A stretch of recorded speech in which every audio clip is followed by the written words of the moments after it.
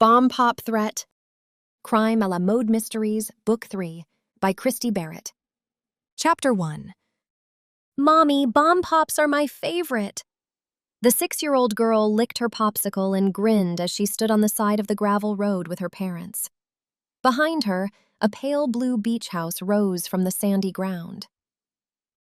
Serena's dog Scoops leaned forward and gave the girl a big lick on the face. All of that happened while the strands of Sunshine Day played through the overhead speakers of Elsa, Serena's ice cream truck.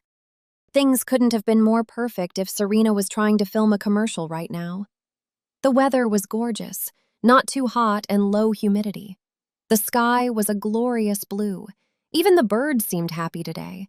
Instead of squawking like they had PMS, the seagulls circled in the sky and seemed to be singing along with Elsa instead. Serena had a feeling it was going to be a good day. After a rough couple of weeks, she was excited about the 4th of July celebration ahead of them. Festivities included an art festival and a mini concert by pop singer Bree Jordan. The celebration would end with fireworks here on Lantern Beach. The little girl's dad offered Serena a smile. Moments like these make this island perfect. Like I always say, when all else fails, there's always ice cream, Serena said. Seriously, she could be shooting a movie right now, things were going so well. Where were the video cameras when she needed them? This day was gold. Not only that, but she'd dressed up today like Annette Funicello from those old beach movies. She had her dark hair in 2 braids and wore high-waisted jean shorts and a red and white checkered top that tied at her waist. I think this island is pretty perfect also, Serena said, one arm draped on her rolled-down window. Where are you guys visiting from? New Jersey, the dad said.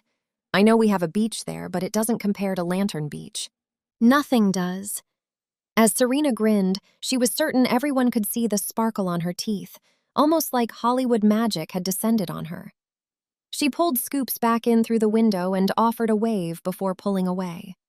She and her pup continued on her morning ice cream route. She hit the whole island first thing after breakfast, took a break at lunchtime, and then went back out in the evenings. It had been her routine for the past year, and it seemed to work for her. Serena turned around at the end of the lane. Almost all of the streets here in Lantern Beach were dead ends. Then she headed back to the main highway where she would take a right and continue canvassing the area. So far, this street had proven to be a red-hot sales area this week. There were lots of young families who liked to buy treats for their kids. And for the parents. There was no shame in that. "Get your ice cream before it's all sold," she yelled out the window. "On a hot day, it's good and cold. Calories don't count when you're on vacation. That's my news to all the nation." It wasn't her best pitch as she tried to hawk ice cream, but it was going to have to work today. As she saw the steady stream of cars coming on the highway, she pressed on her brakes.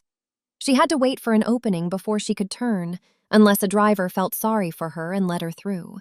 But before she could pull from the intersection, an explosion sounded behind her. Her entire truck rocked. She looked into her rearview mirror in time to see a ball of flames spread into the air. Her heart pounded against her chest. What had happened? So much for a perfect day. She should have known it was too good to be true.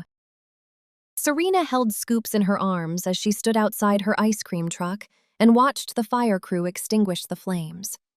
Several other families on the street were doing the same. Even people from neighboring roads had cut through yards to see what all the fuss was about. From what Serena could tell, a birdhouse had exploded. It hadn't been a cute little ornamental birdhouse, but a practical one designed to attract martins, which ate mosquitoes. The insect could be problematic around the island, especially in the summer. Only the metal pole where the birdhouse had been perched remained in place. When it came to things like explosions, Serena knew enough to realize that birdhouses did not blow up of their own accord. Which left a bomb. "What do you think, Scoops?" She rubbed her dog's head. In response, the little canine licked her face. The dog was 12 pounds and some kind of terrier. He'd basically become Serena's best friend since she'd found him and then adopted him a few weeks ago. Police Chief Cassidy Chambers circled ground zero around the birdhouse, pen and paper in hand. The woman was one of the best things to happen to this island. Serena had never told Cassidy this, but the police chief was her role model, everything that Serena wanted to be. Cassidy had a position of respect and authority here on the island. She was strong, and she operated with integrity. Not only that, but she was pretty, with her blonde hair and slim figure, and she had married a Navy SEAL to boot. The police chief glanced toward Serena, and her gaze narrowed as she started for the ice cream truck. "I guess I shouldn't be surprised to see you here," Cassidy started, pausing in front of her. Serena shrugged. "What can I say? I know how to be in the wrong place at the wrong time with the best of them. No one can argue that." Cassidy raised an eyebrow. They'd been through this song and dance way too many times before. "Did you see anything? Other than the ball of fire?" Serena shook her head. She'd already thought this through. "I didn't. I haven't seen anybody at that house, as a matter of fact. But I'm pretty sure that Percy Smith lives there." "Percy Smith?" Cassidy's eyes narrowed. "The man who owns the boat charter company?" Serena nodded. Cassidy lowered her pen and pad. "Now that you say that, I think you're correct. I assume he's not home at this time of day, but that he's out fishing." Serena nodded again. "And he's not married and has no kids. Not that I'm stalking him or anything. I just happen to have heard Wilma Jane Lewis talking about how he's probably still single because he's such a miserable person." "Interesting," Cassidy said with a stiff nod. "If you remember anything, let me know." "Of course. It would be my honor." Cassidy raised an eyebrow. "It wasn't an invitation to investigate, you know." "Oh yeah, I totally know. I'm just a happy, beach-loving ice cream lady. Cowabunga!" Serena flashed her a Hang 10 sign with her hand, trying to portray her old beach movie persona. Cassidy stared at her for a moment longer, before nodding and stepping back to the scene. But Serena's mind was already racing. What was going on in this town? There was only one place she could think to go right now. She wanted to speak to the new newspaper editor, Webster Newsome. He would want to know about this. The sooner, the better. Chapter 2. Serena threw on the brakes as she pulled up to Ernestine Sanders' house and saw Ernestine's nephew, Webster Newsome, step out with a suitcase in his hands. She quickly put her truck in park before darting toward him. Scoops remained on her heels. The neat freak's hair, which was normally combed away from his face, fell in his eyes. Sweat covered his brow. His shirt was partially untucked.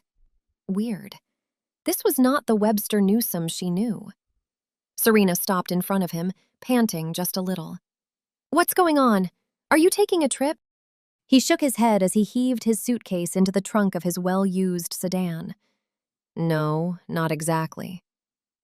Serena observed him, saw the way his entire body remained tense, listened to his clipped words, watched his jerky actions. Something was going on. Her stomach tightened at the thought of it. "Webster." She waited, praying that he would offer some type of an explanation. "I'm sorry, Serena." He slammed his trunk closed and turned toward her, an unreadable expression in his gaze. "I can't stay here anymore."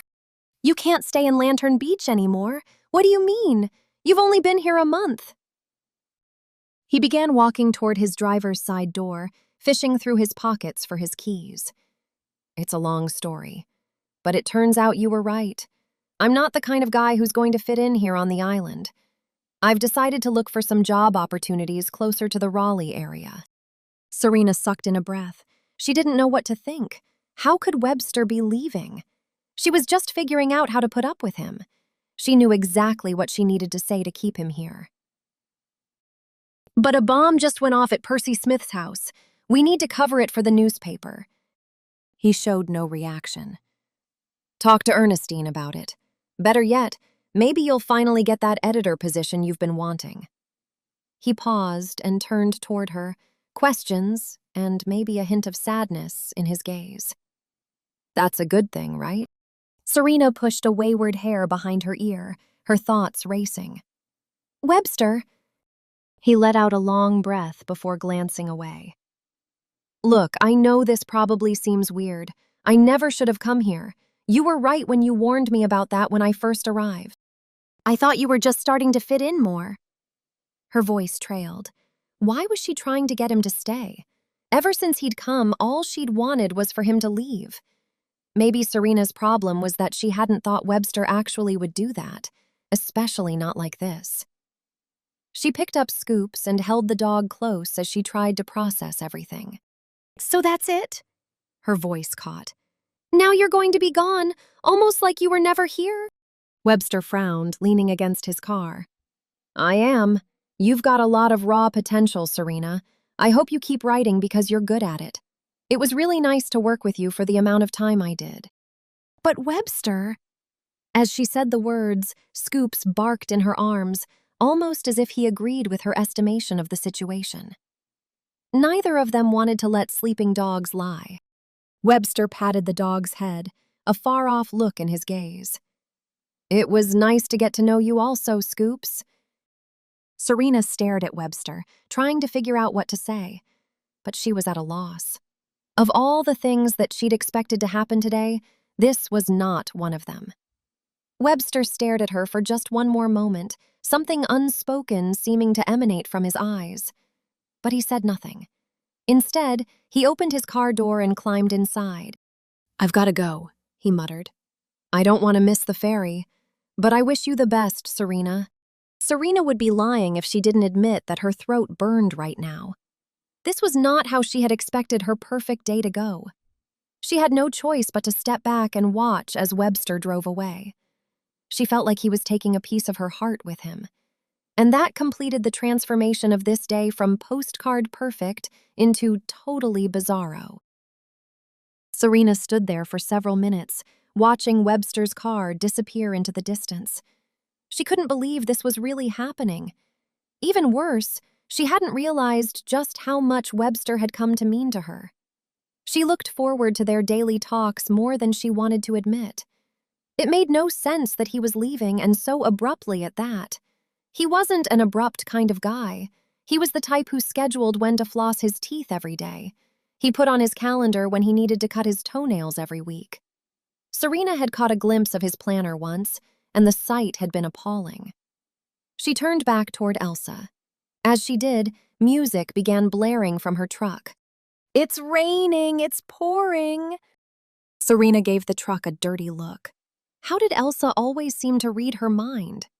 Not that Serena really believed that, but still. She started toward the vehicle but stopped herself. What about Webster's Aunt Ernestine? How was she dealing with this? And did she know anything more than Serena did? Impulsively, Serena turned and stepped toward the little white cottage Webster had emerged from. She knocked on the doorframe and waited. A moment later, Ernestine Sanders appeared wearing her signature linen pants and turquoise tunic. But something about the woman's eyes looked different today. A certain brightness was missing, scrubbed away by tears?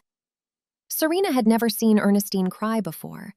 The woman could be colder than the frost-bitten freezers in Serena's ice cream truck. "Serena." Ernestine pushed the door open. "I was wondering when you would come." Serena pointed with her thumb behind her, not wasting any time with formalities. "Webster said he was leaving." The lines on Ernestine's face grew deeper. "Come in." Serena stepped inside and followed Ernestine to the screened-in porch, where the woman often worked. Ernestine didn't even fuss when Scoops wiggled out of Serena's arms and began to sniff around her houseplants. Her normal rule was that Serena had to hold the dog if he came inside. "What's going on?" Serena jumped in, desperate for some answers. Only a few moments ago, the bomb had dominated her thoughts. But no more. Ernestine plucked a couple of dead leaves off one of her plants before sitting in a wicker chair and picking up her green smoothie. She frowned as she stared outside a moment. Even Elsa seemed to pick up on the woman's sour mood, and the music abruptly stopped. "I'm not sure," Ernestine said. "Everything seemed fine this morning. Then right after I finished my coffee, I heard Webster slamming things around in his room. When I peeked inside, I saw he was packing his bags." "Did he say why? That just doesn't make any sense." Ernestine shook her head.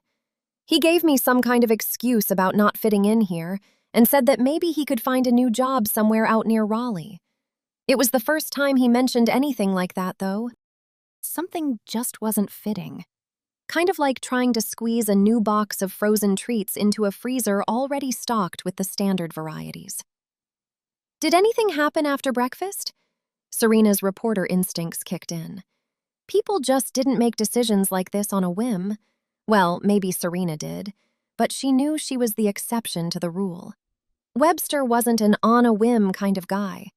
No, he liked his routines and schedules. He liked to do things by the book, so much so that it usually drove Serena crazy. What she wouldn't do to feel a little of that irritation now? Ernestine shook her head. No, not really.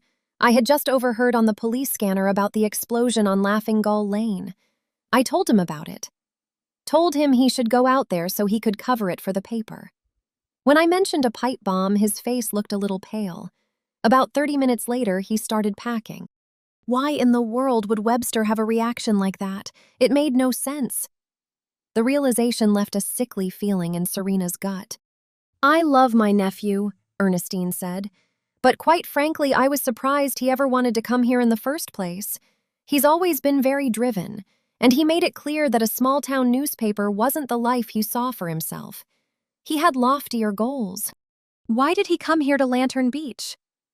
The words sounded frail as they left Serena's lips. She knew she shouldn't ask. She'd told herself she would wait until Webster decided to share that information with her. But it didn't look like he would ever have that chance, so there was no need to hold back for the sake of future conversations. He didn't tell me. Ernestine frowned and leaned back in her wicker chair. And I decided not to ask. Life is full of changes, and it's full of obstacles that sometimes force our hand at making those changes. I figured when Webster wanted to open up that he would. Of course. Serena couldn't deny the truth in Ernestine's words. Her own life was a reflection of that. Obstacles then change. Another obstacle and more change. That's when she had decided that she was going to start making changes on her own without life dictating her next move. But so much still didn't make sense to her. It looks like I'm going to need you to cover that bomb that went off, Ernestine said. Are you up for it? Serena hesitated, though she wasn't sure why. After all, this was the opening she'd been praying for, the road she wanted to take. So why did it feel like she'd taken a wrong turn? She snapped out of her stupor and nodded. Of course. I can start getting quotes from some of the witnesses, and I can talk to Cassidy and see if she'll give me an official statement on it. I'll do whatever I can. Ernestine reached forward and patted her hand. I know you will, my dear. I know you will. Serena should feel excited. So why didn't she? She knew why. It was because sometimes even people who loved change didn't love all change, only the change they could control. Chapter 3. Serena drove a silent Elsa back to the scene of the explosion and talked to several people on the street, donning her reporter hat instead of her ice cream lady hat. Several people recognized her and looked slightly confused at the switch.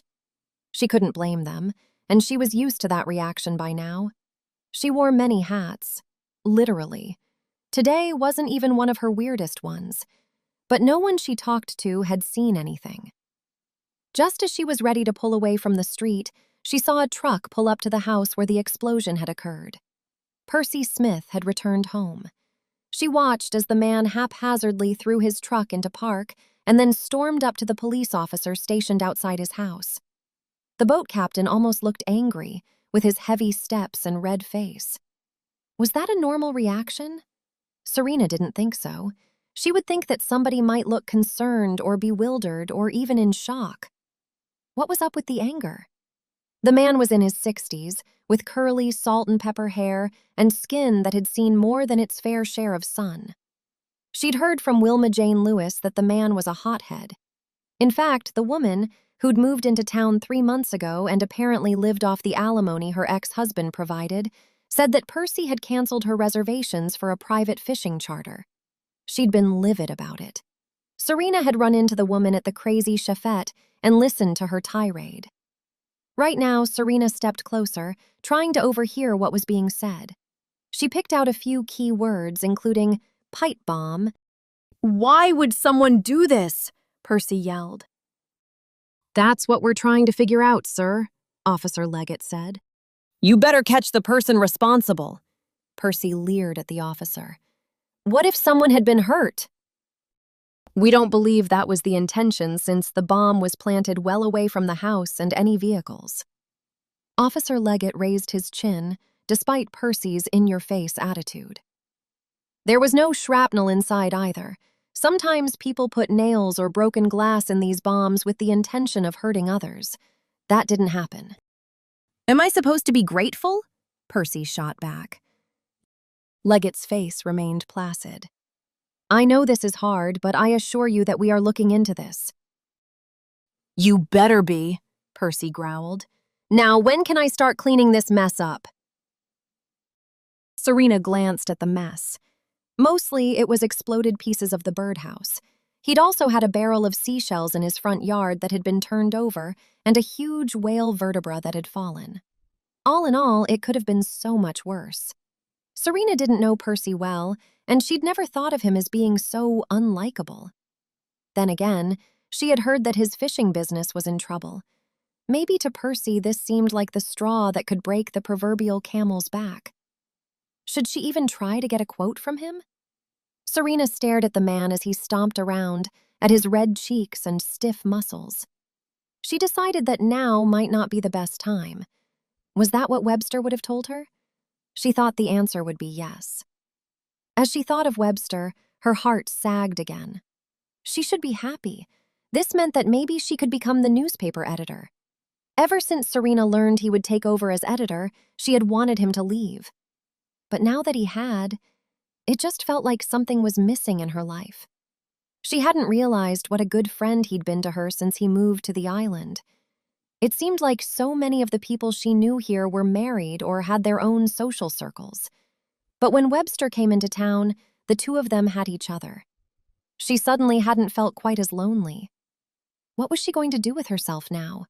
Who would she hang out with and run her ideas past? It was ridiculous, really.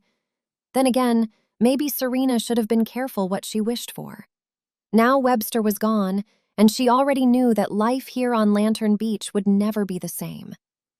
Something about that realization made Serena want to cry, almost as if realizing a coveted cone of her favorite ice cream had melted and there was no more of that flavor in stock.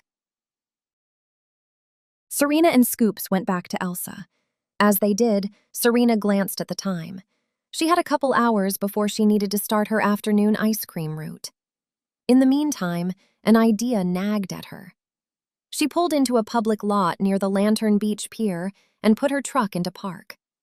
As Scoops sat beside her, his head hanging out the window and watching the seagulls as they circled overhead, she grabbed her phone. She pulled up the internet browser and began to type. Then she stopped herself. "I can't do this," she whispered. Scoops wasn't listening. Instead, the dog fixated on a seagull who teased him, strutting only a few feet away in the parking lot and pecking at a piece of popcorn. What had Serena been thinking? The fact that she was even asking herself these questions was ridiculous. She should not do this internet search. But if she was so certain she wouldn't find anything, then what would it hurt? Still, Serena stared at that empty box where the cursor blinked, just begging for her to continue what she'd started. Even if she typed the words, she wasn't going to find anything. She was being ridiculous, overthinking things. She should just do the search and get it over with so she could move on. So she could prove that her theory had no merit. Before she could second-guess herself, she typed in the words, "Richmond, Virginia plus pipe bombs." Serena held her breath as she waited to see if any results would pop up. She knew they wouldn't. She knew all of this was ridiculous. As the results populated the screen, she sucked in a breath. There had been a series of 5 different pipe bombs that went off in the Richmond area about 2 months ago, right before Webster had moved from the Virginia city to Lantern Beach. Serena shook her head. She knew that Webster had been secretive, that he had been hiding parts of his past from her, but she'd never imagined that he might be the one guilty of setting off bombs in the area. First in Richmond, and then he'd come down here. Could he really be the one behind this? And if he was, could Serena really bring herself to tell Cassidy? "Oh, Scoops," she murmured. "What am I going to do?" Chapter 4. Serena didn't know what else to do, so she headed to Ernestine's place again. Maybe Serena would chat with the woman about her discovery. Maybe Ernestine could talk some sense into her. As Serena climbed from her ice cream truck, she almost felt like she was dragging her feet as she started toward the house. She saw another car was here. Clemson. He was the town doctor and the Lantern Beach medical examiner. He and Ernestine had been seeing each other for a couple years now. As Serena walked closer to the house, she saw the two of them sitting inside at the kitchen table. They looked like they were having a nice talk. Maybe she shouldn't disturb them. "What do you think, Scoops?" She looked down at her dog. Scoops sat at attention and wagged his little tail. She wished her dog did have the answers she sought. Her canine was already priceless and had gotten her out of more than one scrape in the past. Instead of walking toward the door, Serena paced the property for a moment, trying to work out her thoughts. Thankfully, Ernestine had a nice piece of property that would allow Serena to have some privacy. On an island where land came at a steep price, Ernestine's lot had been handed down to her by the previous generation. She had 2 acres on Lantern Beach. None of the land backed up to the water, but it was still a great plot with numerous live oaks and good stretches of grass. It was too bad that Ernestine never got outside to enjoy any of it. She was agoraphobic. Though the woman had made some strides in that area over the past couple years, she still had a long way to go. Serena could envision kids out here running and playing football and chasing each other in a game of tag. Instead, it laid unused. Behind the old cottage-style house sat an old workshop. Serena had never walked back there before, but she decided she'd stretch her legs just a bit more before she made any decisions. As she got closer to the outbuilding, she saw that the door was cracked open. Strange. She wondered if Ernestine knew about that. If there was anything valuable inside, the woman would definitely want this door to be closed. Serena reached for the handle, about to pull it shut. Before she could, something inside caught her eye. She froze for a moment, unsure if she should follow her instincts or run away. Her curiosity won, as it always did. She pushed the door open farther and stepped inside. On a bench in the workshop were some wires, a timer, a steel water pipe, and some gunpowder. The blood drained from Serena's face. It looked like Webster really might be behind the pipe bomb. No wonder he fled town when he had. Serena tried to escape back to her truck before Ernestine saw her and asked what she was doing. But just as she reached the ice cream truck, Ernestine stepped onto the porch and called to her. "Serena!" She froze, wishing she could pretend she didn't hear.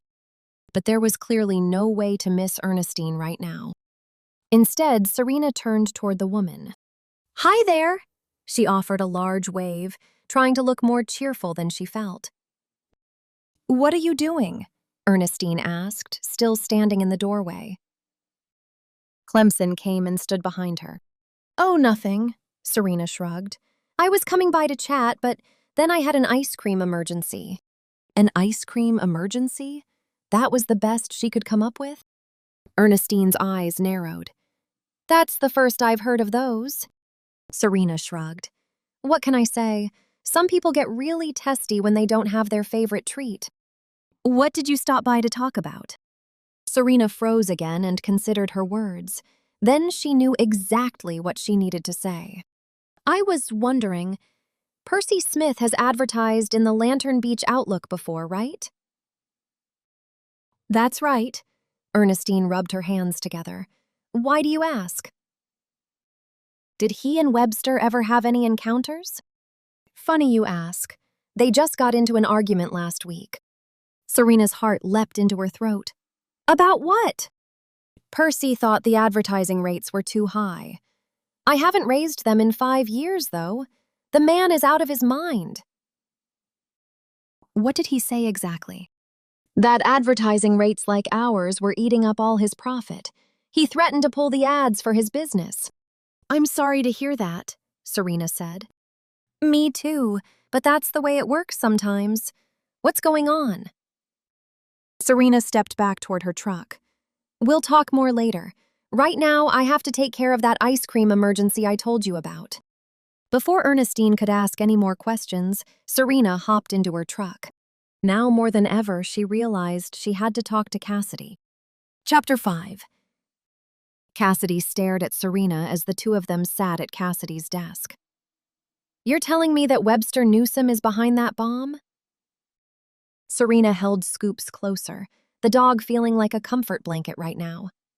I'm not pointing the finger at anybody. I'm just telling you what I discovered. Cassidy leaned back in her chair and nodded slowly, thoughtfully, before finally saying, And there's bomb-making material at Ernestine's place? That's right. I mean, I saw wires and a pipe and gunpowder. I don't know much about making bombs, but I do feel like I hear those items mentioned together on TV shows when it comes to these things. And you said that around the time Webster was in Richmond, there were also some pipe bombs there. Guilt pressed on Serena. Maybe she should have kept that to herself, but it was too late to take it back. That's correct. I just skimmed the articles.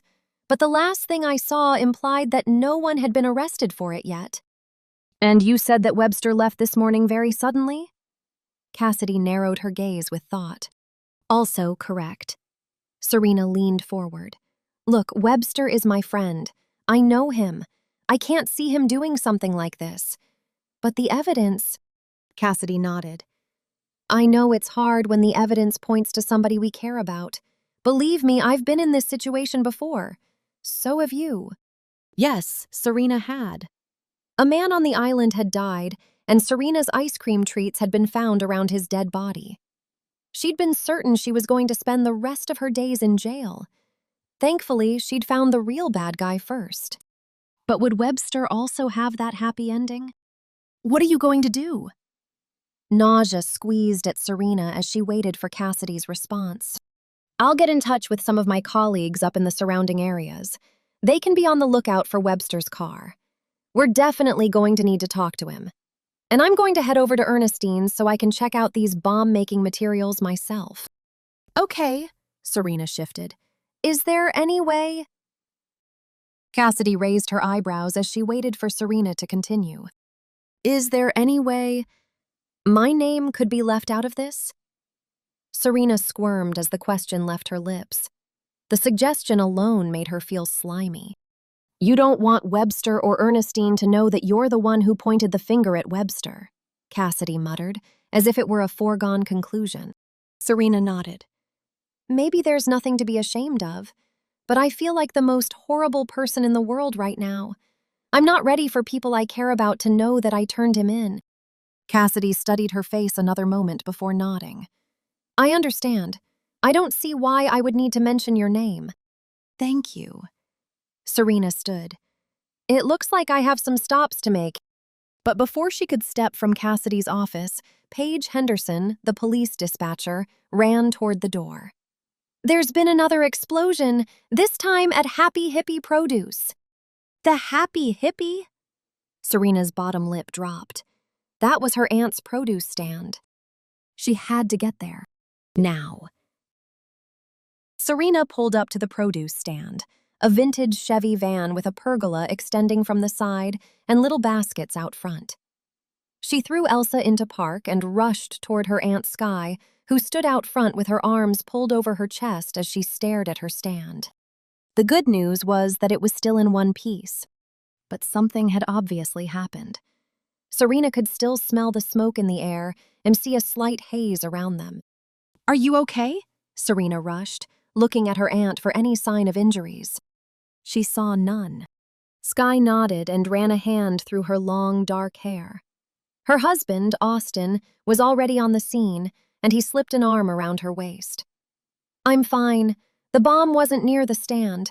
It was actually behind the dumpster and far enough away that nobody was hurt. That seemed like a common theme. The bomb at Percy's place was also far enough away to make a statement but not harm anyone. Still, the fact of the matter was that 2 bombs had gone off in Lantern Beach in one day. But Webster was gone. How did these things work? Were the bombs set on timers? If so, they could have been planted in advance. Serena bit back the emotions that warred inside her. She still could not see Webster doing something like this. But all the facts made him look guilty. Really guilty. What's going on in this town? Skye stared at the remains of the dumpster. Firefighters were on scene and had put out the flames. Still, charred black ash had been left in the grass and on the dumpster. That's a great question. I'm just glad you weren't hurt. Skye was like the big sister she'd never had. Though they didn't hang out as much now that Skye had gotten married, Serena loved her aunt, with her bohemian style and free-spirited attitude. It scared the life out of me, Skye shuddered. One minute I was ringing up some garden-fresh tomatoes. The next minute I felt like I was in a war zone. Skye wrapped her arms over her chest and shook her head. I heard about what happened at Percy's earlier. I just never thought that it would happen again or that it would happen here. Austin rubbed Skye's back. You know Cassidy will do everything she can to catch whoever is behind this. Serena's stomach clenched tighter. Thanks to Serena, Cassidy's #1 suspect right now was Webster. How could things have fallen apart so quickly? And if Webster wasn't behind it, then who was? And had this person set up Webster to take the fall? Serena had so many questions, but not nearly enough answers. But there was one more thing she needed to know, and it involved the link between Percy Smith and this produce stand.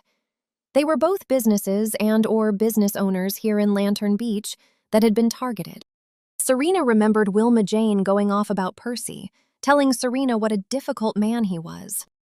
Whoever had set that pipe bomb must have really disliked Percy. Just out of curiosity, Serena had a question for her aunt. Skye, Serena called, have you had any encounters with Wilma Jane? Skye shrugged.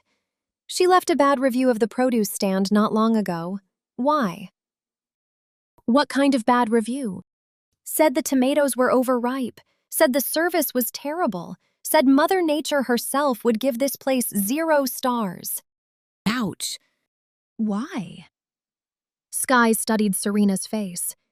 What does this have to do with anything? I was just curious, Serena said. I'll catch up with you later. In the meantime, she added one more person to the list of people she needed to speak with. Because Wilma Jane hated Percy, and she'd hated this stand. Did she hate both of them enough to set up pipe bombs to send a message? Chapter 6. An hour later, Serena was back doing her ice cream route. As much as she wanted to focus all her energy on this investigation, she couldn't afford to do that. Her truck had been out of commission for a few days last week, and that had already set her back. She needed to try to sell all the ice cream she could. She had already hit all her streets as normal. As she did, she was on edge, waiting for another explosion to rip through the air. Nothing had happened. But the bombs were all that people wanted to talk about. Every time she stopped to sell more frozen treats, that subject came up. Usually, Serena would be chatty, but right now, knowing that Webster might be guilty, all she could do was nod as she listened to people ask their questions. There was a part of her that felt a little numb inside. Webster couldn't have done this. And Serena couldn't believe she'd told Cassidy that he might be responsible. What kind of friend was she? She understood the sting of betrayal all too well. Yet she was no better than the people who'd stabbed her in the back. As she started down Percy's street, she pressed on her brakes when she saw the man outside, hosing down a small fishing boat. He scowled when he saw Serena pull into his driveway, but he kept working, almost like he was trying to block her out. When she remained in the driveway, he barked, "What do you want?" Even Scoops seemed to notice, and he let out a low growl. Despite that, Serena stuck her head out the window and leaned toward him. She reminded herself that she could catch more flies with honey or ice cream than she could vinegar. In other words, she needed to be sweet. "Nice boat," she started, flashing a bright smile. "Thanks," he muttered, still hosing the vessel down. I heard you were one of the best boatmen we have here on Lantern Beach. If she wasn't careful, this man was going to think she was hitting on him. Tread carefully, she reminded herself. That's my aim, Percy said. Say, I was just curious. What do you know about Wilma Jane Lewis? His eyes narrowed even more, and he put his hose down. More than I want to know. Why? I heard she wasn't very fond of you or your business. Something about you canceling a trip on her. Is that what she told you? Percy stomped over toward the truck. What really happened was that Wilma Jane tried to make a reservation with me. But I know all about Wilma Jane. I know that all she does is complain. And that's a problem? Serena asked. If I let her go on that charter trip with me, then she was just going to tear me up on social media.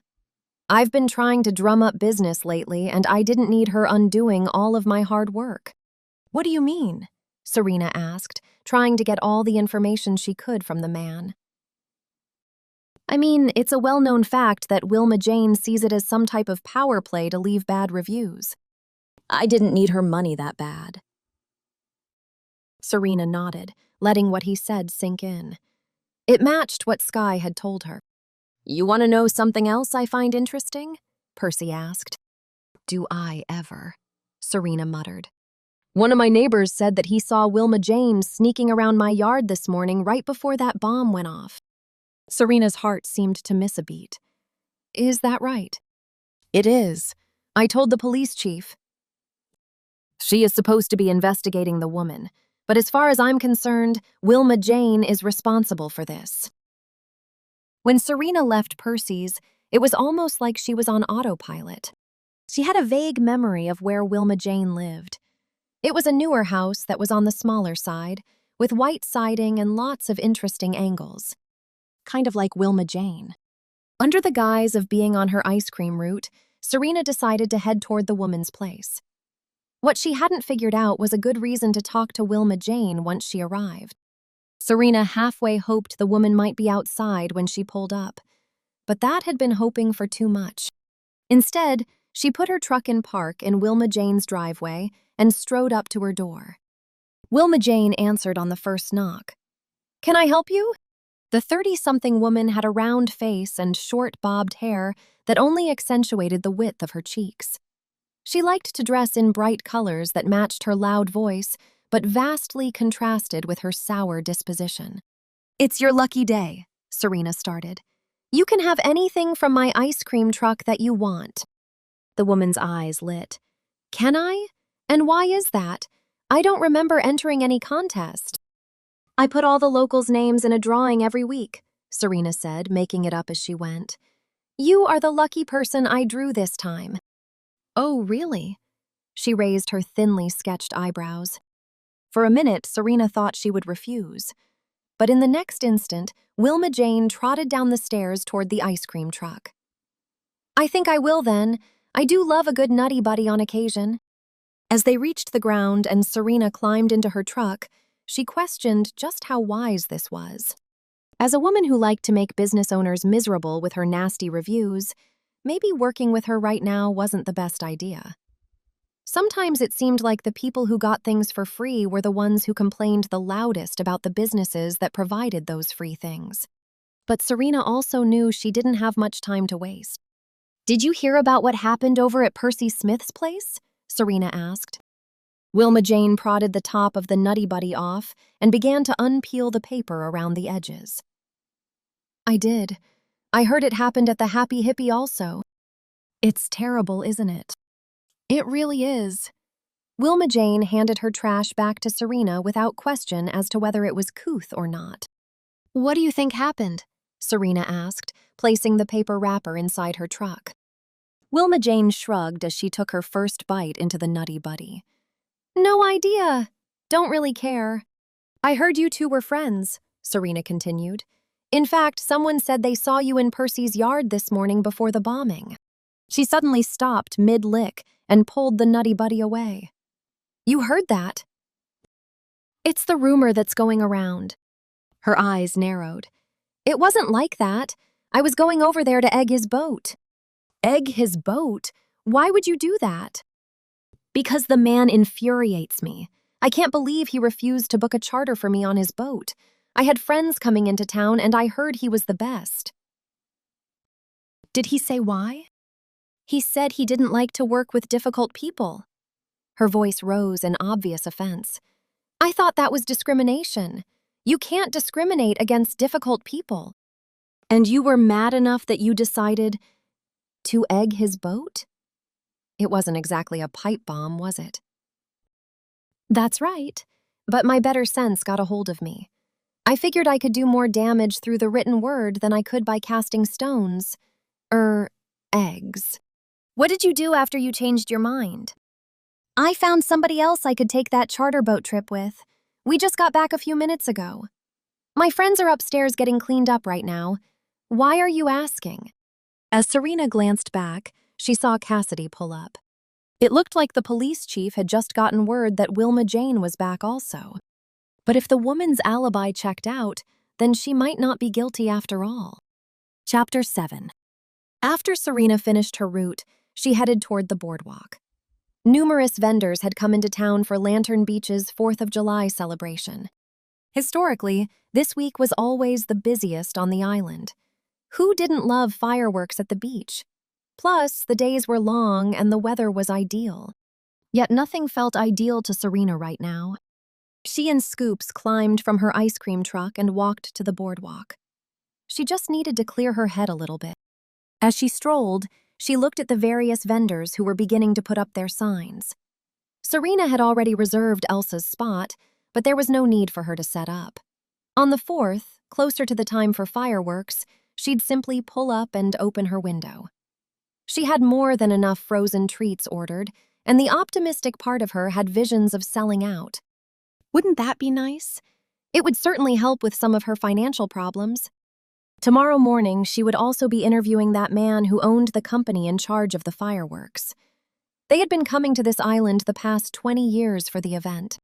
Serena wished she cared, but right now she didn't. Instead, she looked at the various tents and tables that were being arranged. There was homemade soap, seashell art, photographs, and air plants. That was just what she could see from where she stood. Almost anything that you could think of would be sold here tomorrow. Many of the vendors were from here on the island, but people had also come from other places to work this event. Would these bombs scare people off? That was the last thing this island needed. But Serena knew that it was a possibility. She snagged one of the bench swings that faced the ocean and sat there a moment, pulling Scoops into her lap. How was she going to write this article? And would she mention Webster when she did? No, she wouldn't. When she'd been accused of a crime a couple weeks ago, at least her name hadn't been mentioned in the article. It had been a real lifesaver. Though people deserved to know the truth, she couldn't ruin someone's life in the process. And that didn't matter if it was a stranger or a friend. Until an arrest had been made, there would be no names mentioned. Maybe it was time for her to get back to her place. Plus, she needed to start writing this article. Serena prayed that she would have the right words to do it justice. Serena let out a groan and leaned back in the ladder-back chair she had pulled up to her kitchen table/desk. She'd already rewritten this article 4 times. It didn't seem to matter what she said, the words didn't come out right. Even if she didn't give Webster's name, his moniker still seemed to be written all over the article. Maybe she was the only one who would be able to see it, but the guilt wouldn't stop plaguing her. What am I supposed to do, Scoops? She glanced down at her dog, who lay curled at her feet. He lifted his sleepy head and gave her a look that screamed compassionate. At least, it screamed compassionate for a dog. Serena closed her laptop. Maybe she just needed a little break from all this.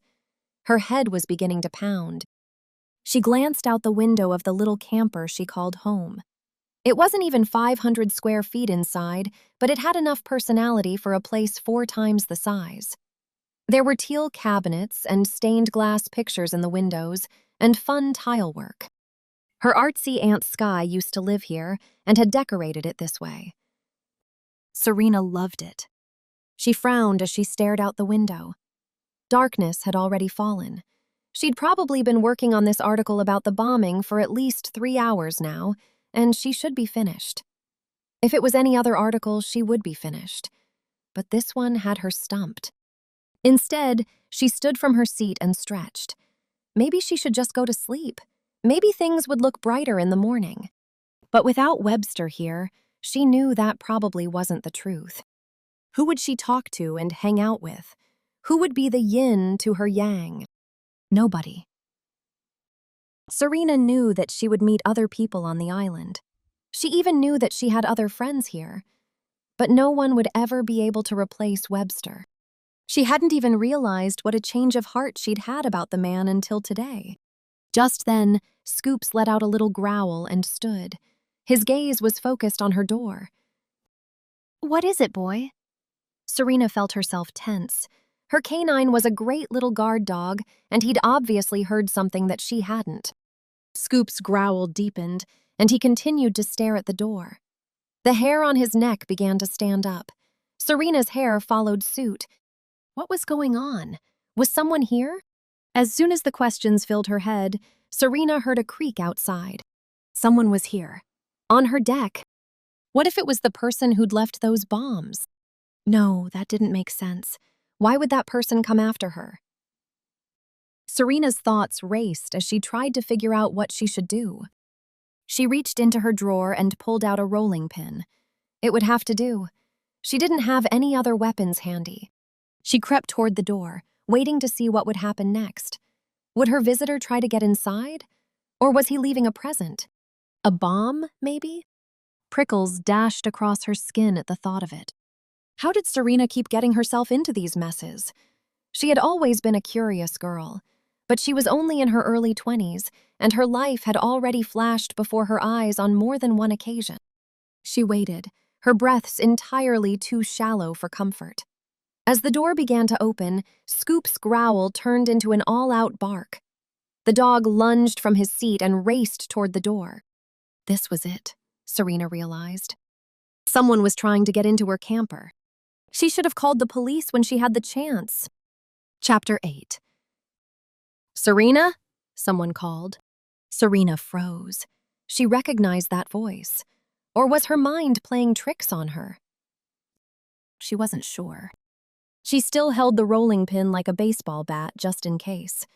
She didn't know what to expect here. Because normal people didn't open the door to her camper without knocking, then try to get inside. Scoop's all-out barking turned into a tail-wagging spectacle. So much for her guard dog. Serena squeezed the rolling pin harder, trying to anticipate what might happen next.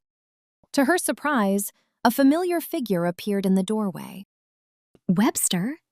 She lowered the rolling pin just slightly.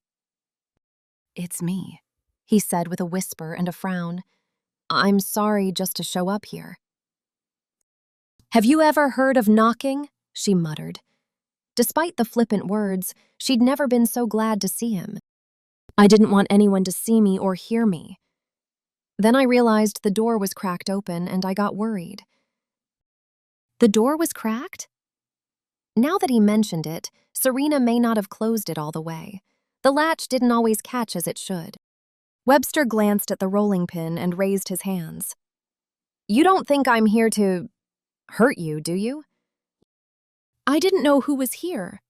She lowered the rolling pin even more, trying to forget about everything she had learned about the man since he'd left earlier. "Why are you sneaking around?" "Cassidy called me." He stared at Serena, his face laced with tension. "She asked me to come back." "A lot has happened since you left," Serena said. He pointed to the couch. "Do you mind?" Serena contemplated the question for a minute, but in her gut, she knew she could trust Webster, despite what she'd learned about. Finally, she nodded. "Of course." He shut the door behind him before sitting on the couch. He looked like he had been through the proverbial ringer. His face was pale, his normally neat hair was disheveled, even his shirt looked wrinkled. Serena had so many questions for him. "Where did you park?" she rushed. "The police could be looking for your car." "I left my car near the woods and walked over." "I don't want to get you in trouble." Serena lowered herself beside Webster. As she did, Scoops jumped into his lap and began licking his face. It appeared that her dog had missed Webster too, even though he hadn't even been gone a day.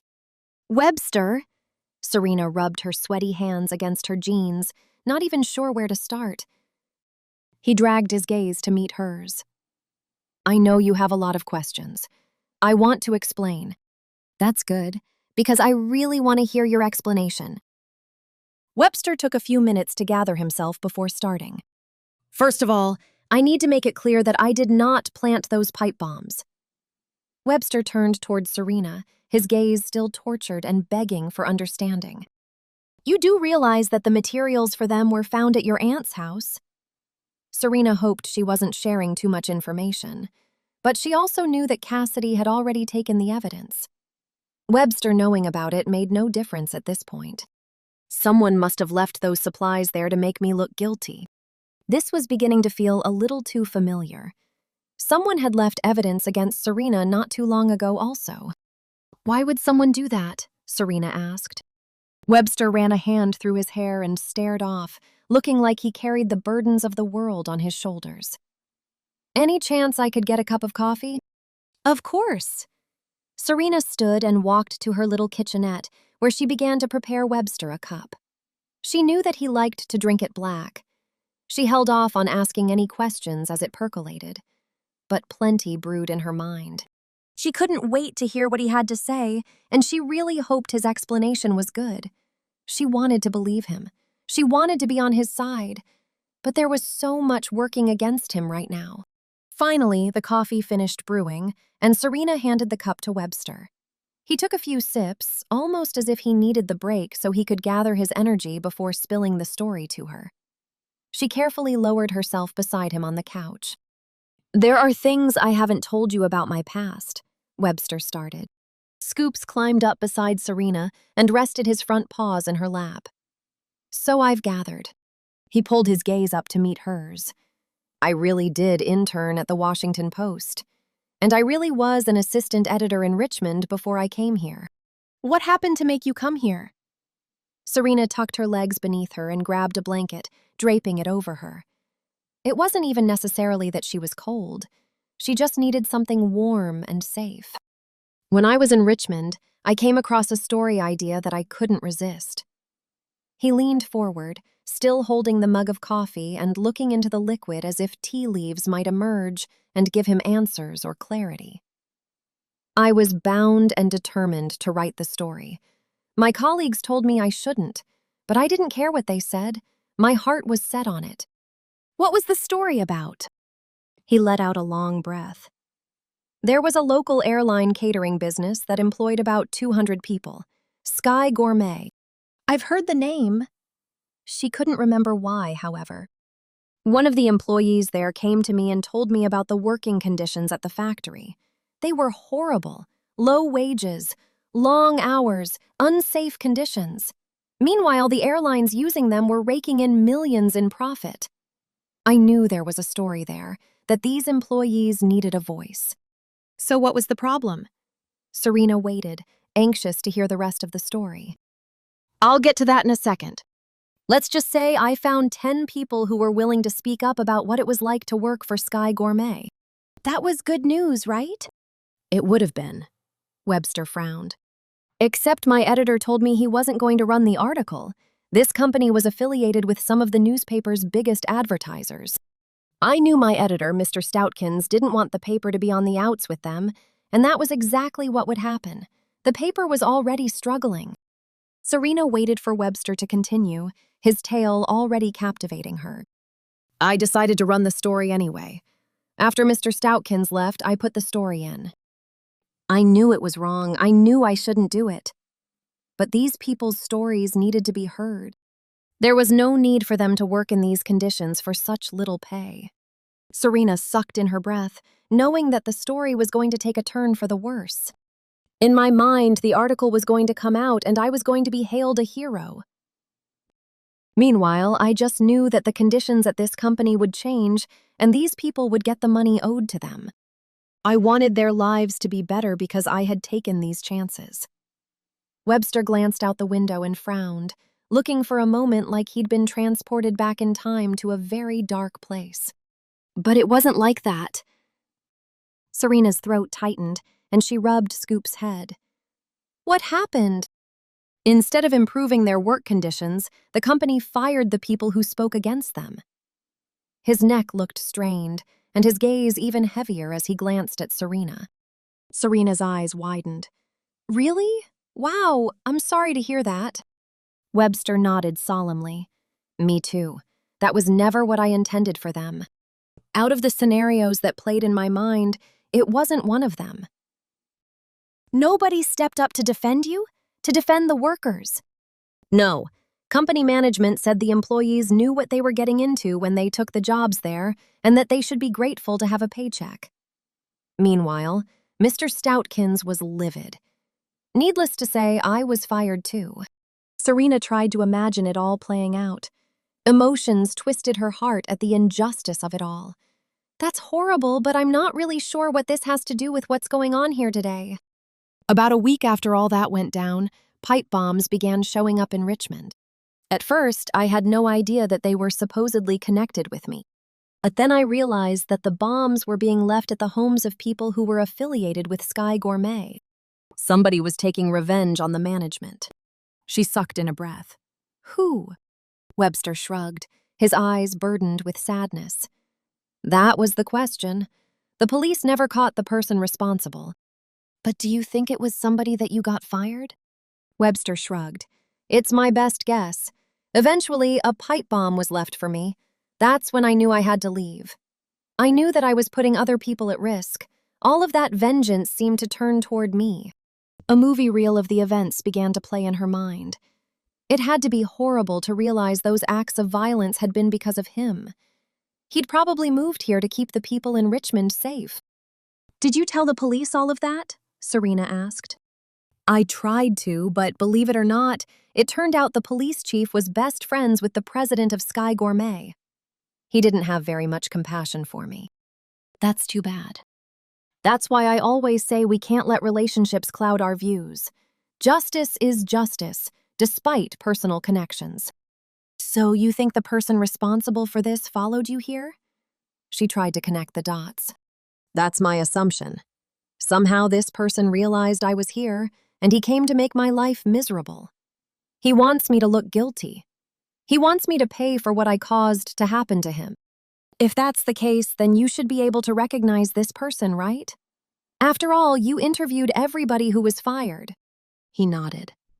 You would think. But there were a few other casualties. Probably 40 people who were friends with the whistleblowers ended up being fired also. Whoever owns that company sounds like a horrible person. Jared Masterson. Oh, he is. I couldn't believe the greed I saw. I have to admit that I made some mistakes myself. I thought I could come here to Lantern Beach and start over. It looks like I was wrong. The frown that stretched across Webster's face made it clear he felt hopeless and like a failure. Just as he said the words, there was a knock on the door. Serena, someone called. It's me, Police Chief Chambers. I need to come inside. Serena glanced at Webster. If she let Cassidy inside, then Webster would be a sitting duck. But if she didn't, would she be aiding and abetting a fugitive? What was she going to do? Chapter 9. I can hold her off, Serena whispered. She could stuff Webster into a closet. Cassidy would never have to know that he was here. He said he didn't park outside. No, you can't do that. You can't implicate yourself in this. But. No buts about it. Webster stood, his expression grim. I was going to go see her next anyway. I just wanted to explain things to you first. There's no need to delay the inevitable. Before Serena could say anything else, Webster walked to the door. He pulled it open, his face that of a man who was about to receive a death sentence. Webster. Cassidy's hard gaze met his. I thought you might be here. Hello, Chief Chambers. I was about to go down to the station. I just needed to talk to Serena first. Cassidy pressed her lips together before saying, Webster Newsom, You're under arrest under suspicion of making an unregistered destructive device and attempted bodily harm. You have the right to remain silent. You have the right to an attorney." Serena hardly heard the rest of what Cassidy said. She couldn't believe what was happening. Was Cassidy really arresting Webster? Scoops seemed just as upset about it as Serena did. The dog began barking at Cassidy and her accompanying officer as they led Webster outside. "Webster, I'll figure out who's really behind this," Serena called. "Do that," he said. "I'll be okay, Serena. Don't worry about me." Serena wished it was that easy, but her heart squeezed with anxiety as he was led away. When Webster was out of sight, Cassidy turned to Serena. "I don't think you want to get mixed up in this." "I'm already mixed up in this," she told Cassidy. "Besides, I thought you were going to arrest Wilma Jane." "We questioned her," Cassidy explained, "but her alibi checked out. She's not our gal." Serena let out a long breath, trying to think everything through. "How did you know Webster was here?" "We found Webster's car in the woods. Then we followed his tracks here. It made sense." "He told me he was going down to the station next." Serena frowned. "You've got to listen to his story. He can explain." "I promise you I'll listen to his story and I'll give him the benefit of the doubt. But right now, I need you to stay out of this. If Webster isn't guilty, that means there's somebody else out there who's leaving these bombs. If this person suspects that you might be affiliated with Webster, then you might become a target too." Cassidy's words echoed in Serena's mind. Her friend was right. Serena could be setting herself up with a bullseye right now. But the only thing she cared about was helping her friend. Webster had come back, and he had come to Serena. That must mean that Webster had come to depend on Serena as much as Serena had come to depend on him.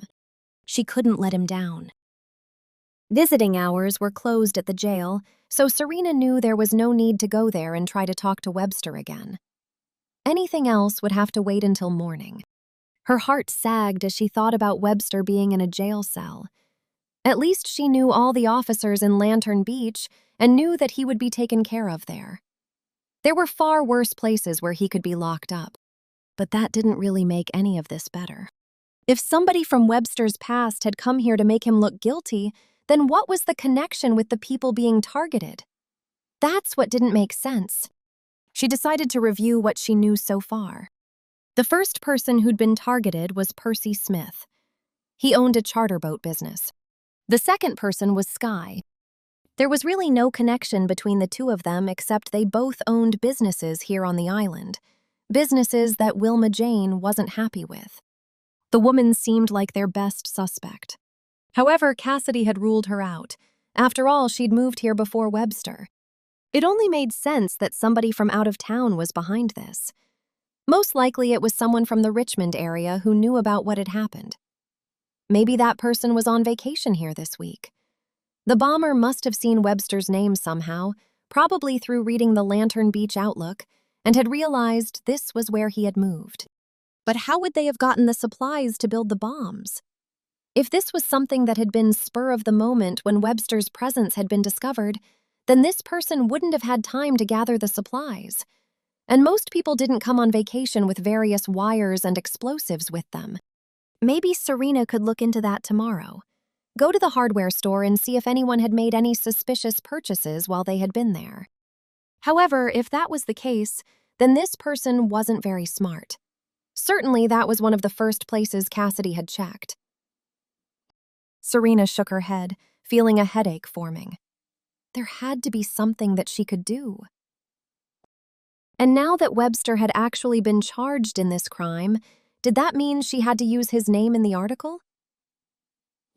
She didn't want to do that, but that had been her litmus test. Serena had told herself that nobody would be named until the charges were official. Since Webster had been arrested, that seemed like a terrible idea also. Serena let her head fall back against the couch. She had some big decisions to make, and she didn't know exactly what she was going to do. But she needed to figure it out, and she needed to figure it out soon. Chapter 10. The next morning, Serena wanted more than anything to jump right back into what was going on with Webster. but she had already lined up an interview with the man heading up the fireworks here on Lantern Beach. His name was Chad Morrison, and the two of them were supposed to meet at the Crazy Chefette, one of Serena's favorite restaurants. She hardly felt like herself as she'd rushed to get ready. She even missed her normal morning beach walk in the process. That meant she wasn't able to check out the daily seashell art someone had been leaving on the shores. If she had time, she'd go back later to see what today's image was. Right now, more pressing issues consumed her thoughts. The fact that her costume for the day wasn't very original only confirmed that she was off her game right now. She'd scrapped her original plan to dress like an American eagle. Instead, she'd opted to dress in red, white, and blue in honor of the 4th of July. She completed the outfit with a headband featuring what looked like fireworks on top, along with a cityscape beneath them. However, one of the buildings had serrated edges that almost looked like a weapon. Still, it would have to work for today. Maybe the fact that she felt off balance had something to do with the fact that she'd hardly been able to sleep all night. She'd been wrestling with her decision about what to do concerning Webster's arrest and the article she was writing. When she woke up, she had no more clarity than she'd had when she tried to go to sleep. But now she needed to put that out of her mind for a few minutes and focus on the task at hand. With scoops tucked in a little bag, she walked into the Crazy Chefette and looked around. Only one man sat by himself, so Serena had to assume he was Chad. She smiled as she walked toward him. The man was probably in his 50s with a thick mustache that was just beginning to show gray hairs through the brown. He had a nice smile and kind eyes. "You must be Serena," he said. She extended her hand. "I am. Nice to meet you." "And who is this with you?" He nodded toward her bag. "This is Scoops. As long as he stays out of trouble, people don't usually say anything about him." "And that's the way it should be, right?" "Absolutely." She slid into the booth across from him and ordered some coffee before she started the interview. They went through the basic facts about how the fireworks show here had been a tradition for the past 20 years. As Chad told her about how the fireworks were set up, a conversation between two women behind her caught her ear. "Do you really think Wilma Jane did it?" one woman whispered. Serena tried to keep her attention on Chad, but her ear tuned to the conversation in the next booth over instead. She desperately wanted to hear their theories, to know if they'd heard something she hadn't. "She can be very nasty," the other person said. Maybe she was trying to make a point. "Do you really think she has the smarts to make a pipe bomb?" "Not at all. But can't you find everything online nowadays?" "I still can't see her doing it for that reason alone. She's more the type to tear you up online or get into an argument on social media, you know?" "Was she charged?" "I haven't heard." Serena had to agree with their assessment. Though Wilma Jane might have motive, she seemed more like the type to gossip than the type to react with physical violence. She ignored the disappointment sinking inside her and turned her thoughts back to her interview with Chad. All in all, he made an interesting story. It was just too bad that Serena had so many other things on her mind right now. Nonetheless, she needed to get this written up so they could publish it this afternoon. They'd already done some other stories on the 4th of July celebration, trying to drum up publicity for the event. Hopefully, this article would bring even more people over to see the show. Serena knew that was what business owners really wanted and needed right now. It was better than some of the other news articles that had run recently, some that had included a murder, the closing of a popular off-road vehicle ramp, and a ho-hum fishing season. Just as she wrapped up the interview and stood, somebody rushed into the restaurant. There was so much urgency in the action that it seemed like everybody who was inside turned to look at the college-aged boy. Serena recognized him as one of the new lifeguards who'd moved to the island for the summer. "There was another bomb," he told anyone who was listening. "It just went off at the general store." Serena's stomach sank. How much worse could this get? Serena sat in her ice cream truck for a moment, some little piece of evidence begging for her attention. But what was it? Percy Smith had been hit. Then the happy hippie. And now, the general store. And Webster was in jail. He couldn't have left that last bomb. Her mind continued to race. What did the three businesses have in common, other than the fact that they were all located in Lantern Beach? That was when it hit her. All three of those businesses advertised in the Lantern Beach Outlook. Someone must have seen Webster's name in the newspaper and had begun to target their advertisers. If the advertisers' businesses were hit and their profits therefore went down, then they would be less likely to advertise. Without advertisers, the newspaper couldn't stay afloat. Someone was trying to ruin Webster just like Webster had supposedly ruined them. That had to be it. That makes sense, she muttered to Scoops. Scoops wagged his tail and let out a bark. It was good to see that someone agreed with her. But now that she had this information and a supposed motive, what could she do with it? There was only one person she could think to talk to, one person besides Cassidy at least. She took off down the road toward Ernestine's. Maybe the longtime newspaper woman would have some advice about what to do. She pulled up to the cottage again and hopped out, Scoops right on her heels as always. She knocked rapidly at the door, anxious to talk with someone about this theory and to see where it might lead. Finally, she heard footsteps coming toward her, but not the light and graceful footsteps that she normally heard. No, it didn't sound like Ernestine was coming to answer at all. The footsteps sounded heavier, more menacing. Alarm rushed through Serena. Who else was here?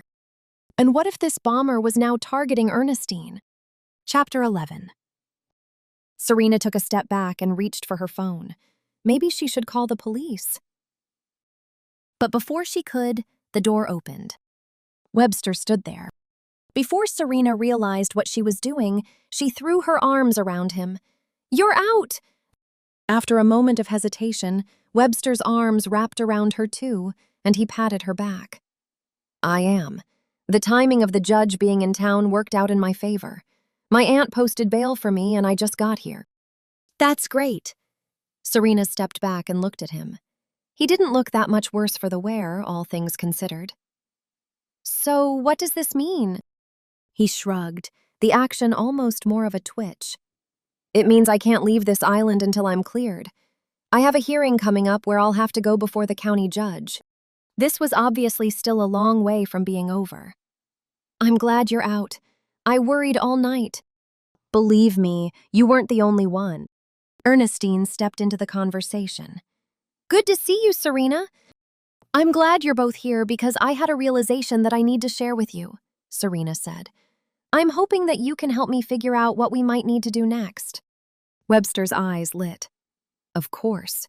Whatever we can do to clear my name, that's what I need to do." Ernestine's eyes locked with Serena's. "Besides that, don't you have an article to turn in?" Serena's stomach tightened, but she nodded.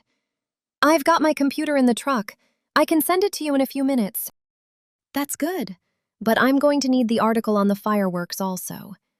We're cutting it close with this edition." "I'll get right on that."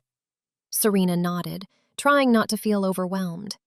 "As soon as I finish talking to you two, I'll get that done. But right now, I need you both to listen." An hour later, Webster and Ernestine had agreed with Serena's assessment of the situation.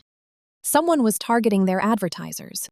They had a list of at least 8 other regular advertisers whose ads had run this week. Ernestine was not only going to call Cassidy, but she was going to call those advertisers and warn them to be careful. In the meantime, Serena needed to get to her ice cream route, but she also had these articles to turn in. And that was okay because she had the perfect solution. As she and Webster walked from Ernestine's place, Serena tossed Webster her keys. "You're driving." His eyes widened as he caught the keys, and his steps faltered a moment. "I've never driven an ice cream truck." "No experience necessary. It's easy. I promise." "But why do you need me to drive?" Webster kept walking, but his steps were markedly slower now. "It's twofold," Serena explained. "One is because while you drive, I can work on these articles. But the second is because there's no better way for you to see the people who are here in town than by patrolling in this ice cream truck. I'm like a cop on patrol, only a lot more fun. I can't deny that. Webster seemed to think about it for a moment before shrugging. I suppose that's fine. Great, let's go. I'm already late. A moment later, they were in her truck. After some brief instructions, Webster headed down the road. As he did, Serena turned on the hotspot on her phone, logged into her computer, and sent the seashell art article, as well as the pipe bomb article, to Ernestine. You named me as a suspect, didn't you? Webster's voice didn't hold any accusation. Instead, he almost sounded as if he simply wanted to know, to verify his assumption. Serena frowned. I just said that someone had been arrested. He cut a glance at her. You do have an obligation as a reporter. I know, and I fulfilled that obligation. I told people that there had been an arrest. Even as she said the words, a bad feeling gurgled in her gut. It was times like this she wished she didn't have to report the truth. But if this had been anybody else, you would have named names. But this isn't anybody else. Her throat burned as she said the words. It's you, and I want you to have a fighting chance here. I appreciate that, Serena, but... His voice trailed wistfully. There's no buts about it. She raised her chin, knowing her mind wouldn't be changed. What's done is done. Webster glanced over at her and his voice softened. Thank you, then. I do appreciate it. You would have done the same for me. Serena felt herself getting emotional and knew she needed to change the subject. She gripped her laptop as she glanced at him. Now I have really got to write this article about the fireworks. While I do, you need to be on the lookout for anyone who's familiar to you or anyone who wants to buy ice cream. Of course, I can do that. His lips twisted in a frown. But it seems too easy that I might actually recognize somebody. When has a suspect ever been handed to us that effortlessly? We'll never know unless we try. I can't argue that. Well, let's get busy. Chapter 12. By the time Serena turned in her final article, Webster had already hit half the streets on Lantern Beach. So far, he hadn't recognized anybody. This wasn't going to work, Serena realized. Sure, Webster was able to interact with a lot of people here in town. He was able to see a lot of visitors. But that didn't mean that the person behind these bombs was going to be out and about and buying ice cream. Serena wasn't a math genius, but if she had to estimate the percentage of the vacationers here on the island versus the number of people who bought ice cream from her, she'd guess that maybe 10% of tourists patronized her business. That left about 90% of the people vacationing here on the island a mystery. They needed another plan. Serena knew exactly what that might be. I need you to skip these streets. Serena pointed to the road ahead, where several lanes full of houses ran perpendicular. Webster glanced at her. But I thought you needed to make as many sales as you could. I'm hoping that I will make up for some of these sales tonight at the fireworks. In the meantime, there's something more urgent I need to attend to. What could be more urgent than paying your bills? Did he really have to ask that? Clearing you, of course. Now I need you to head down to City Hall. Are you sure? He did a double take at her. I'm positive. He still hesitated as he stole glances at Serena. What's down at City Hall? And is it even open? I heard they're working half days. I want to talk to the coordinator for the art festival. And why do you want to do that? Serena's hands flew into the air as she spelled it out for him, ticking off numbers with her fingers. I know there are at least 30 vendors set up on the boardwalk for the art festival. Of those, probably 10 are local, and another 5 are from various towns near us in the Outer Banks. What I'm wondering is if some of those other vendors might be from Richmond. Webster's eyes narrowed. Why do you think it's a vendor who might be the bomber? I don't, Serena said, but I've been trying to figure out a way to pinpoint who on this island might be visiting from Richmond. Okay. My first thought was to go to the vacation management companies to see if they'd give that information up. I know they won't. Privacy and all. I'm listening. Then I thought, if we find a vendor who's from Richmond, maybe they've seen other people or talked to other people who are also from Richmond. After a moment of thought, Webster slowly nodded. You're probably right. I think it's worth a shot. Satisfaction warmed her. Serena loved being right. Now she just had to hope that this lead didn't fizzle. She prayed it would lead to some answers. Linda Langley stared up at Serena and Webster from behind her overflowing desk. You want to know where the vendors are from? I'm not sure I can give that information. It should be public, Serena said, adjusting her headband. Most of these people participating in the art festival have the information either on their signs or on their business cards. It's really not a secret. It's not like you're giving out a home address. I just need a city. Linda was in her 30s, wore oversized red glasses, and her hair always looked tousled, like she'd just woken up. Unfortunately, she came across just as ditzy as she looked. She always seemed confused and uncertain. Right now, she stared at Serena and Webster, her eyes narrowed and her lips pursed. I don't know. Now that I think about it, aren't some of those cities listed on the brochure that you're giving out to people who are coming to town? Serena snapped her fingers, suddenly feeling both proud of herself and eager. Linda's eyes lit. You know what? You're right. I think they are. She looked through several papers in her files before she found one of those brochures. She turned to the back and looked at the list of sponsors before nodding. It's here, and we do have 2 vendors who are from the Richmond area. One is selling homemade soaps, and the other is selling jewelry. Bingo! Linda jotted down the names on a piece of paper. All of their booths should be opening at lunchtime, so if you want to catch anybody, that's probably the time. Serena glanced at her watch and saw it was almost noon. Perfect. As they left the building, Webster glanced over at her. Smart thinking. I just hope that it pays off. Me too. So what do you think we should do when we find these people? Webster asked as they climbed into the ice cream truck. The first question you can ask yourself is if they look familiar. Neither of the names are familiar, but that doesn't mean that they're not a relative of somebody that I got fired. Good point. We'll have to be careful, but we can do this. They headed to the retail area and parked. Serena and Webster made their way to the art festival. Tables had been set up on the boardwalk. In the distance, she saw the pier. In the background, the Ferris wheel stood tall. All in all, it looked like a picturesque scene. But darkness was hiding beneath all of this. Serena just needed to figure out where. She scanned all the vendors until her gaze stopped on a table full of homemade jewelry. That would be their first stop. Serena started toward the booth, Webster by her side and Scoops on the leash in front of her. She didn't always keep the dog on a leash, but in crowds like they were going to have today, she knew it was a must. She didn't want the dog to get hurt or lost. But Scoops didn't seem to know what to do on a leash. He kept walking in circles like he wanted to have freedom but did not.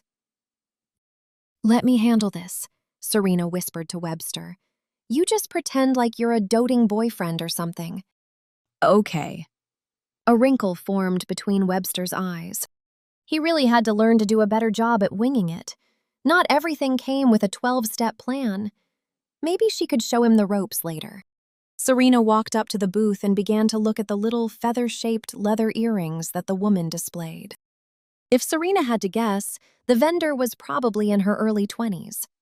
Serena didn't exactly see the woman as being someone who would make pipe bombs. But Serena wasn't ready to rule anybody out yet. I love these earrings. Serena's words were the truth. They were super cute. The woman smiled. Thank you. I really enjoy making them. Are you set up in any stores? I don't have any cash on me, but I would like to check out your stuff later. I'm not right now. I just moved, so I'm still trying to establish myself. The woman pushed a blonde hair behind her ear, revealing she was wearing some of those same earrings Serena had been ogling. They looked even cuter now that Serena saw them on someone. But she had to stay focused. Moved from where? I was in Pittsburgh, but my husband just got transferred down to Richmond a couple weeks ago. I'm trying to establish myself there. I was so thankful I was able to get into this venue. I know it's not always easy. Serena exchanged a glance with Webster. If this woman had just moved to Richmond a couple weeks ago, then she definitely wasn't the person they were looking for. At least they could rule her out. Serena grabbed one of the woman's business cards. "I'm going to look you up online then." "I would appreciate that." They continued to stroll down the boardwalk. To anyone watching, the two of them probably looked normal, like two vacationers out to enjoy the day. How many people here knew what Webster had been accused of? Serena had almost expected to see more people staring at them, but no one seemed to give them a second glance. Perhaps the news hadn't spread yet. Just as that thought crossed her mind, Serena's phone rang. She glanced at the screen and saw it was Ernestine. With a touch of hesitancy, she put the device to her ear. "Hi, Ernestine, what's going on?" "I got your articles. The one on the fireworks is good to go. But the one on these pipe bombs is going to need some revising." Serena glanced at Webster, who stood close enough that he could probably hear Ernestine's booming voice coming from the phone. "Ernestine," Serena's voice trailed. "You know I want to protect my nephew more than anybody, but we have a job to do." "But we're close to figuring out who's really behind this," Serena argued. "Really close." "Are you really?" Ernestine's voice contained a good dose of skepticism. Serena nibbled on her bottom lip a minute as she contemplated what she would say. "Yes, of course we're close. We just need a little more time." Ernestine didn't say anything for a moment until finally sighing. "Fine. I'm going to run an abbreviated article today. But tomorrow I'm going to have to run an update and include the name of the person who was arrested. If you are going to find out who's really behind this, you need to do it today." Serena ended the call and felt the pressure pushing inside her. They had to solve this today. How was that even possible? Chapter 13. Serena found the person she'd been looking for. The soap shop owner who hailed from Richmond. The woman was probably in her 60s, and she had a wide variety of soap as well as some goat milk lotion, all-natural toothpaste, and sugar-based body scrubs. If Serena wasn't so intent on solving this case, she could probably drop some money at this art festival. It was a good thing she was preoccupied. She picked up one of the bars of soap and inhaled the lavender scent. "This one's nice." "It's so good for your skin," the woman whose name tag read Cindy said. "It'll make it feel as soft as a baby, and there are no chemicals. It's all natural." Serena wanted to buy the soap now even more than she had before. "That's great." Serena looked down at the table at one of the business cards. "You're from Richmond? I have some friends up in that area." "Yes, I love it up there. It's a great place to live. Although I have to say that if I had to move, Lantern Beach would be my next choice." A smile flitted across Cindy's face as she stared at the shoreline in the distance. "We love it here." Serena glanced back at Webster, who nodded. His gaze didn't show any sign of recognition. Serena turned back to Cindy, picking up a bar of orange-scented soap in the process. "How long have you lived there?" "I moved there when I was 18, so for quite a while." "Do you come to Lantern Beach often?" Serena continued, pretending to peruse the items on the table. "I came here a couple times as a child, but it's probably been at least 15 years since I've been back. I need to not wait so long next time. It's so lovely." "I understand we have a lot of vacationers down here from the Richmond area." Serena was fishing for information, and she hoped this woman took the bait. Serena also hoped she sounded casual enough that she wouldn't freak the woman out. "That's funny that you said that." Cindy leaned closer, as if she was about to share something important. "I've actually run into 2 people from Richmond just today." Serena sucked in a deep breath. Maybe this was the information she was looking for, but she would need to proceed carefully. "Really?" Serena muttered. "Isn't it a small world?" "It sure is." "My brother is actually thinking about moving to Richmond," Serena said. "He's been wanting to talk to a few people from the area to see what neighborhoods people his age are flocking to. Maybe he could talk to the people who are visiting from that area." "Maybe. I'm not sure how you'd track them down, though. I didn't exactly get names and addresses." Cindy offered a hesitant smile, looking a little more cautious. "Do you remember anything about those people?" Serena asked. Maybe I could somehow track them down. I'm sorry, I wish I could help you out more. The only thing I remember one of the men saying was that he was staying over on Sandy Dune Lane. I only remember him because the street name sounds like a picture in itself, doesn't it? It does, Webster said. And you know what? I actually have a friend on that street. With any luck, maybe I'll run into this guy a little bit later. Serena picked up the woman's card. I may be back later to pick up some of the soap. Cindy smiled. I hope you will. Chapter 14. As Serena and Scoops hurried back to her truck, Webster skipped a few steps to keep up with her. Where are you going? He rushed. The only logical place, she said. I'm going to Sandy Dune Lane. And what are you going to do when you get there? She shrugged. I'll figure it out as soon as we get there. Webster didn't argue. Not that he had time to. Serena was now on a mission. She felt so close to finding answers, and she couldn't back off now, especially since Ernestine had imposed a deadline. She climbed into the driver's seat of her ice cream truck, lifted Scoops into the empty space beside her, and reached for the keys from Webster. We should be careful here, Serena, Webster said. We don't know who we're dealing with. And we don't want to go around throwing out accusations. I know that. I'll be careful. Webster hesitated as he handed her the keys. She wasted no time cranking the engine and heading down the road. As soon as she had hit Sandy Dune Lane, she decided to pretend like she was selling ice cream. It was the perfect cover for what they had to do. While I drive, you look for any license plates saying Virginia, she instructed. Yes, ma'am. Webster stared out the window at the different houses as they passed. A man and woman flagged her down, and Serena pressed on the brakes. The two of them bought milkshakes from the new machine she'd had installed not long ago. As they walked away, looking like happy customers, Serena turned back to Webster. Anything? She asked. Not yet, let's keep going. They continued down the lane. Finally, at one of the houses only one row back from the ocean, Serena spotted the Virginia plates she'd been looking for. That could be our guy, she announced, pressing on the brakes. Like I said, we can't jump to any conclusions here. I'm not jumping to conclusions, I'm just asking questions. Her eyes widened, and she pointed to the door to the house. Oh, look! Someone's coming out now. A man stepped onto the stairway beneath the house, a bag over his shoulder. He was probably in his 40s, with a mostly bald head and a thick mustache. He didn't exactly look like the kind of guy who should be messed with. His muscles looked defined, and his tattoos definitely made a statement. Serena pulled into the driveway, acting like she was turning around. As she did, she told Webster to duck before waving her hand out the window. Sorry, she called to the man there. I just need to turn around since there's no other place to do it on the lane. He nodded, acting like he didn't care as he continued down the driveway. Serena pressed on the brakes and leaned out the window even farther. Hey, isn't your name Frank Seeley? The man paused near his truck, barely glancing at her.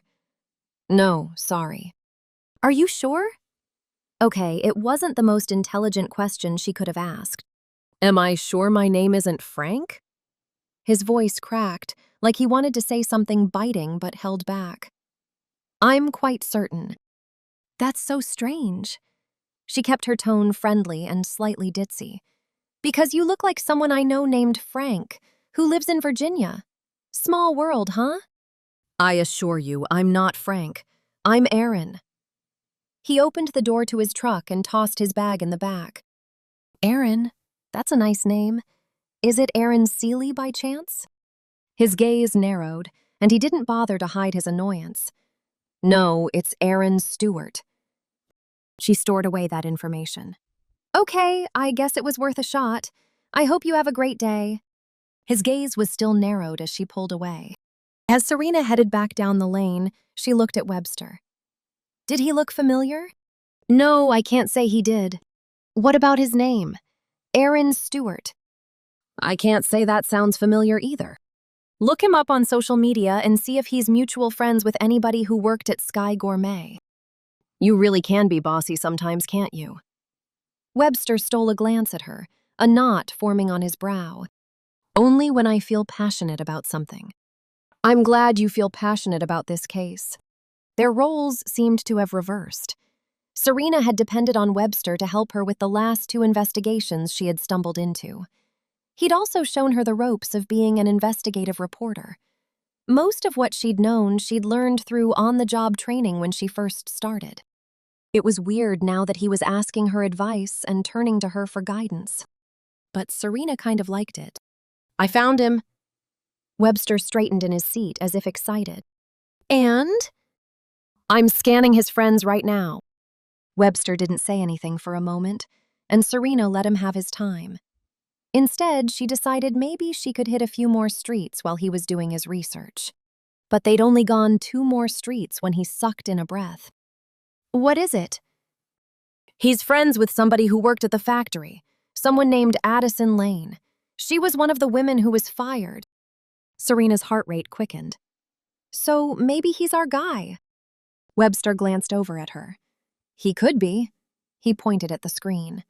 Plus, it says Aaron used to be a bomb tech in the military. Serena let those words wash over her. It looked like they may have found the guilty person. Now the question was, what did they do about it? 5 minutes later, Serena pulled over on the side of the road so she and Webster could talk without any distractions. She, in general, could only focus on one thing at a time. Maybe that's why she and Scoops got along so well. They both noticed all the squirrels around them. What now? Serena shifted toward him in her seat. As she did, Scoops jumped in her lap and waited for Webster's response. Webster stared out the window a moment, his eyes flickering with thought. I think we should follow him. If he is the guy behind this, then maybe we can catch him planting another bomb or buying some supplies. That's not a bad idea, Serena said. But my vehicle isn't exactly the best one for doing these types of things. I agree. Let's go back to Ernestine's place and pick up my car instead. It sounds like a plan. A few minutes later, they had made the switch.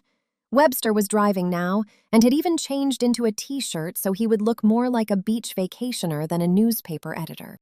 They parked on the side of the road where it might look like they were just some tourists trying to get a good spot closer to the ocean front. But instead of climbing out of the car, they stayed where they were, waiting for Aaron to make his next move. The more Serena thought about it, the more things clicked into place in her mind. All the times that Webster had looked so guarded.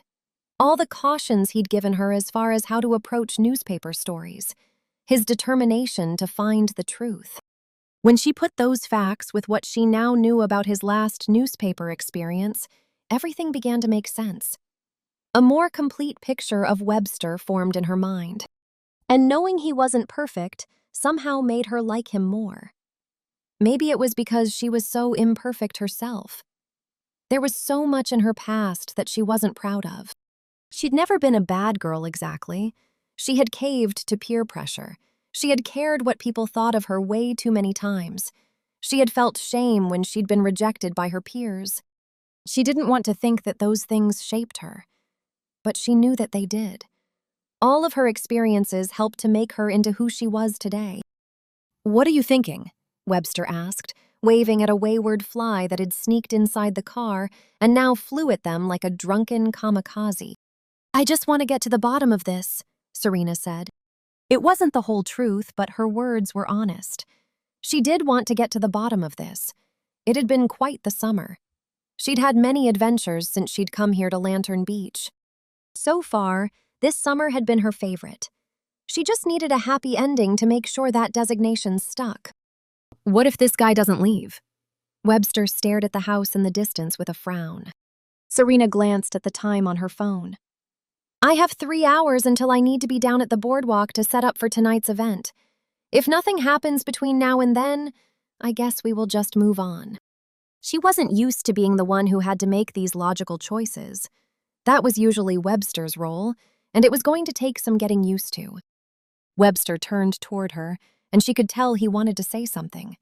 His gaze looked serious, his jaw hard, and his lips twitched. Look, Serena, Webster started.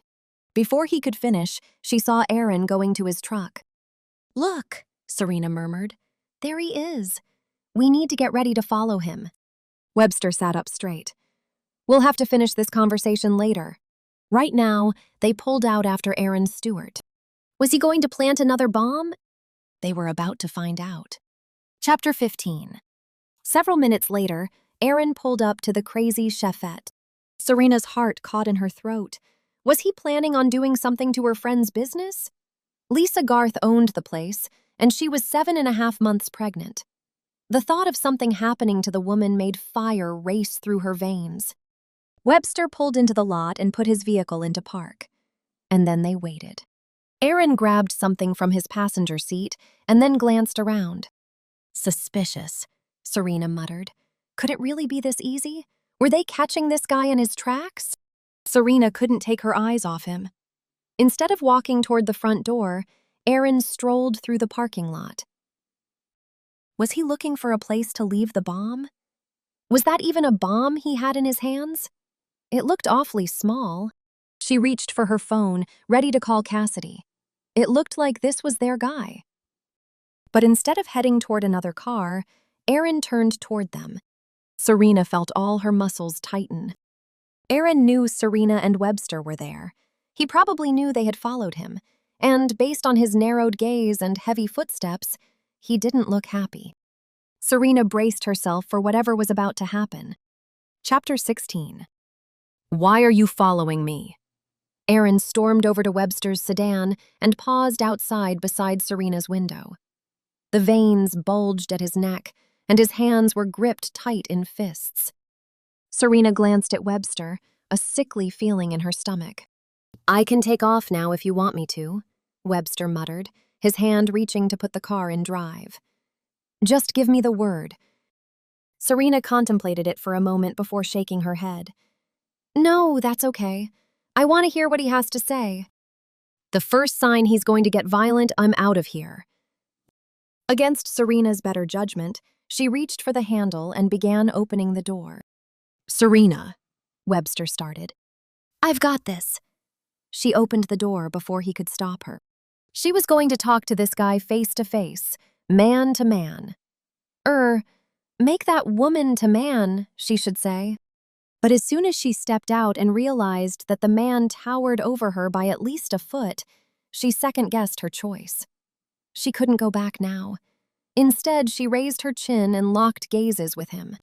"We did follow you here," she started. Her words almost seemed to surprise Aaron, and he took a step back. "Why?" "Because I'm trying to figure out who's leaving these bombs all over town." "And you think it might be me?" His voice rose in pitch. "You used to be a bomb tech. Is that what you had in your hands when you got out of your truck?" "Just now? No, it was my cell phone. I was looking for my charger." Realization rolled through his gaze. "You were trying to get my name out of me earlier, weren't you?" Serena shrugged, careful to remain non-committal. His gaze darkened as he nodded, still studying Serena. "Normally, I might have words for you, but I have to give you credit. You're very clever." She didn't take time to delight in his statement. Instead, she kept her gaze focused. "So back to the subject. You were a bomb tech. Bombs aren't something to be played with. I'm definitely not leaving them all over town. But you were also friends with Addison Lane." He scratched the back of his head and shrugged. "What does Addison have to do with this? We went to high school together." "When was the last time you talked to her?" Serena pushed. "It's probably been 8 years if I had to guess." Years? That didn't bode well for her theory. "I see." Serena crossed her arms, trying to think of another argument or another reason why this man might be guilty. "What's this about?" He crept closer, some of his friendliness disappearing. "I've cooperated with you. Now it's your turn." "She used to work for Sky Gourmet," Serena said. "We believe someone who worked for that company or who is associated with someone who worked for that company is now setting off pipe bombs here in Lantern Beach. And since Addison worked for them, and I know Addison." "And you were a bomb tech," Serena added. "You thought I was involved." He crossed his arms and shook his head, a disapproving look in his gaze. "You were wrong."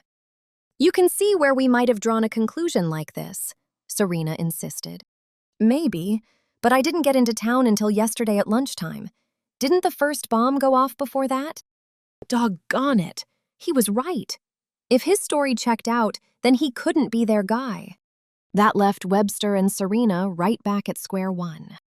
Disappointment bit deep. Serena had really thought they were on to something. Apparently, she still had more work to do before she could call herself an ace investigator. Chapter 17. Serena and Webster headed back to Ernestine's to talk through things before Serena had to be back to sell ice cream at the fireworks celebration. Webster had called his aunt and given her a brief update earlier. They would fill in all the new details now. Webster and Serena had little to say on the short drive to his aunt's house. What was there to talk about? Serena had been wrong. Of course, the two of them still needed to verify this Aaron guy's alibi. But if he was telling the truth, then they'd just wasted valuable time. Before going into Ernestine's house, Serena climbed into her ice cream truck and pulled out a few treats for them. She got a fruit bar for Ernestine, who tried to eat healthy, an ice cream sandwich for Webster, knowing it was his favorite, a creamsicle for Scoops, and Serena got a bomb pop. Maybe it wasn't the best choice for times like this, but it sounded really good on a hot day like today. Besides, ice cream always made everything better. They all sat in Ernestine's sunroom, munching on their treats as they spoke. "Did you contact all the businesses who have advertised in our newspaper?" Serena started. "I did," Ernestine said. "I warned them all, and they thanked us for giving them the heads up." "What about Cassidy?" Webster asked. "Did you fill her in also?" "I did. She said she'd have an officer patrol those businesses to make sure nothing happened. She's also going to send out some officers to look around the properties and to make sure that something hasn't already been planted." "Glad to hear that."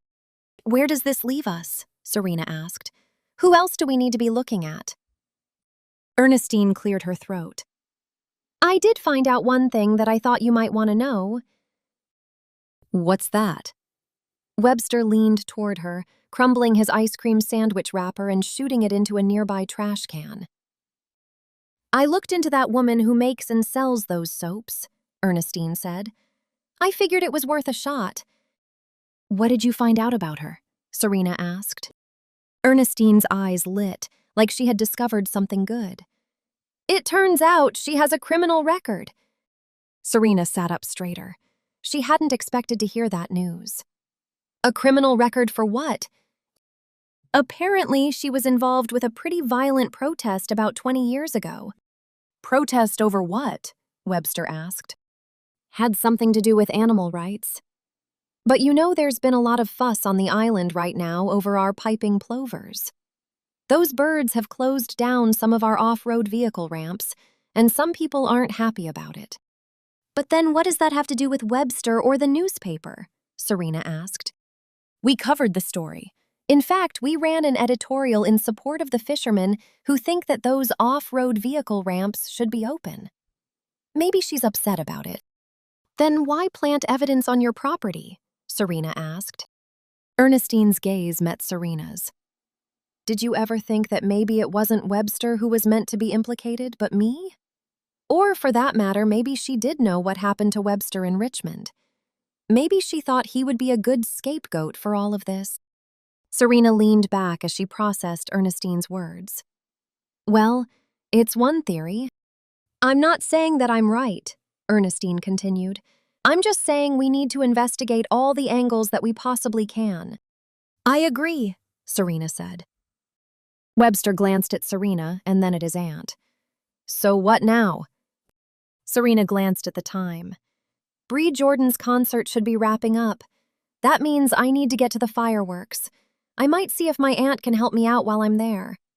I would like to keep my eyes and ears open as to what's going to happen. I don't think this person is finished yet." "I think you're right," Ernestine said. "I wish I could get out there and help you."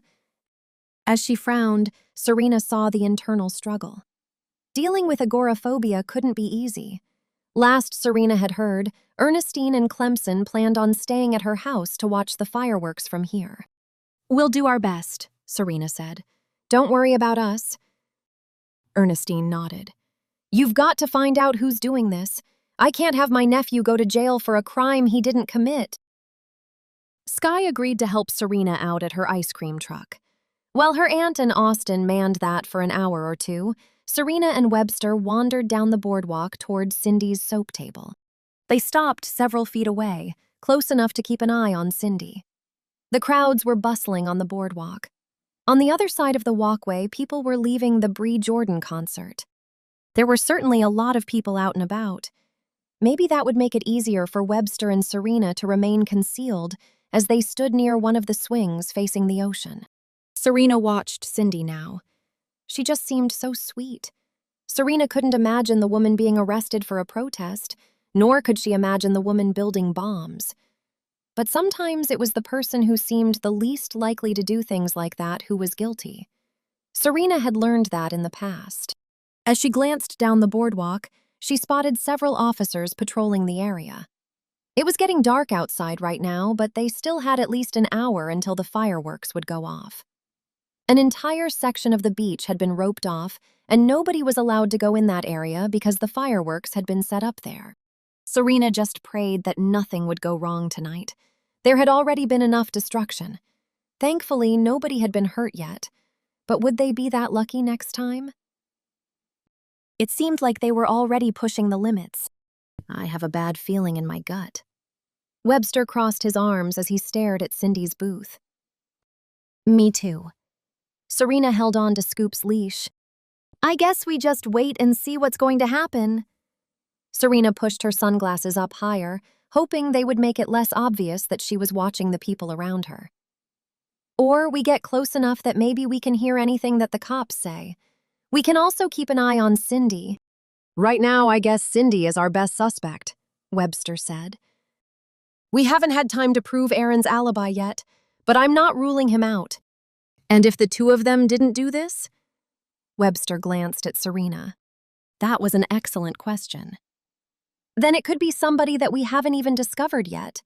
It's really hard to say in these kinds of situations. What about your editor? Or the owner of Sky Gourmet? They seem like men who would have obvious vendettas against you. True, but I have no way of knowing if either of them is here right now. His words were true. It was difficult to scope out exactly who was on the island. Yet, at the same time, they couldn't leave it to chance that they'd run into the bomber. Webster let out a long breath, and Serena could tell that he was anxious. She didn't blame him. She would be the same way if she was in his shoes. As they waited, the tension inside her continued to grow. So far, there had been nothing. No signs of who might be guilty. Not a single thing that seemed suspicious. Serena didn't know whether to delight in that news or to find frustration in it. Though she didn't want any more bombs to go off, unless something else happened, she feared they might not ever find the bad guy. Just as the thought entered her mind, she heard the radio crackle on one of the police officer's belts. Nearby, the officer raised the radio to his ear. Serena stepped closer, pretending like Scoops pulled her that way. Another bomb went off? The officer said. Webster and Serena glanced at each other. The officer on the other end of the radio rattled off an address. I'll be right there. Serena knew what she had to do. She stepped closer to Webster so no one else could overhear. You stay here and keep an eye on Cindy. I'm going to take your car and see what's going on at this new bomb site. Are you sure? Webster blinked, his expression showing his uncertainty. I'm positive. Don't do anything that I wouldn't do. And that would limit me how? A hint of amusement laced his voice. Serena punched his shoulder. Very funny. Now Scoops and I have to go. We don't have any time to waste. Chapter 18. Serena followed behind the police car even though she didn't have to. She had heard the address and she knew exactly where she was going. Who had the bomber targeted this time? Ernestine had given warning to all their regular advertisers. But was there someone that they had missed? Serena kept turning the address over in her mind, wondering why it seemed kind of familiar. A few minutes later, she saw a fire truck and 2 police cars parked in front of a residence. Not just any residence, it was the only inn located in Lantern Beach. The innkeeper paced out front as firefighters cleared any gawkers from the scene. Serena glanced around. Where had the bomb gone off? Finally, she saw an area near where an ornamental well had sat on the side of the building. Except the well was no longer there. Somebody had set the bomb up there, she realized. Was the inn one of the newspaper's advertisers? Serena didn't think so. So why had this place been targeted? It didn't make sense.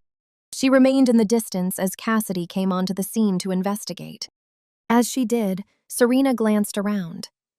Was the person responsible for this attack here right now? Was he standing in the background, watching his handiwork? Serena couldn't be sure. As she glanced around, she didn't see anyone out of the ordinary. It was mostly tourists and gawkers who were wondering what was going on.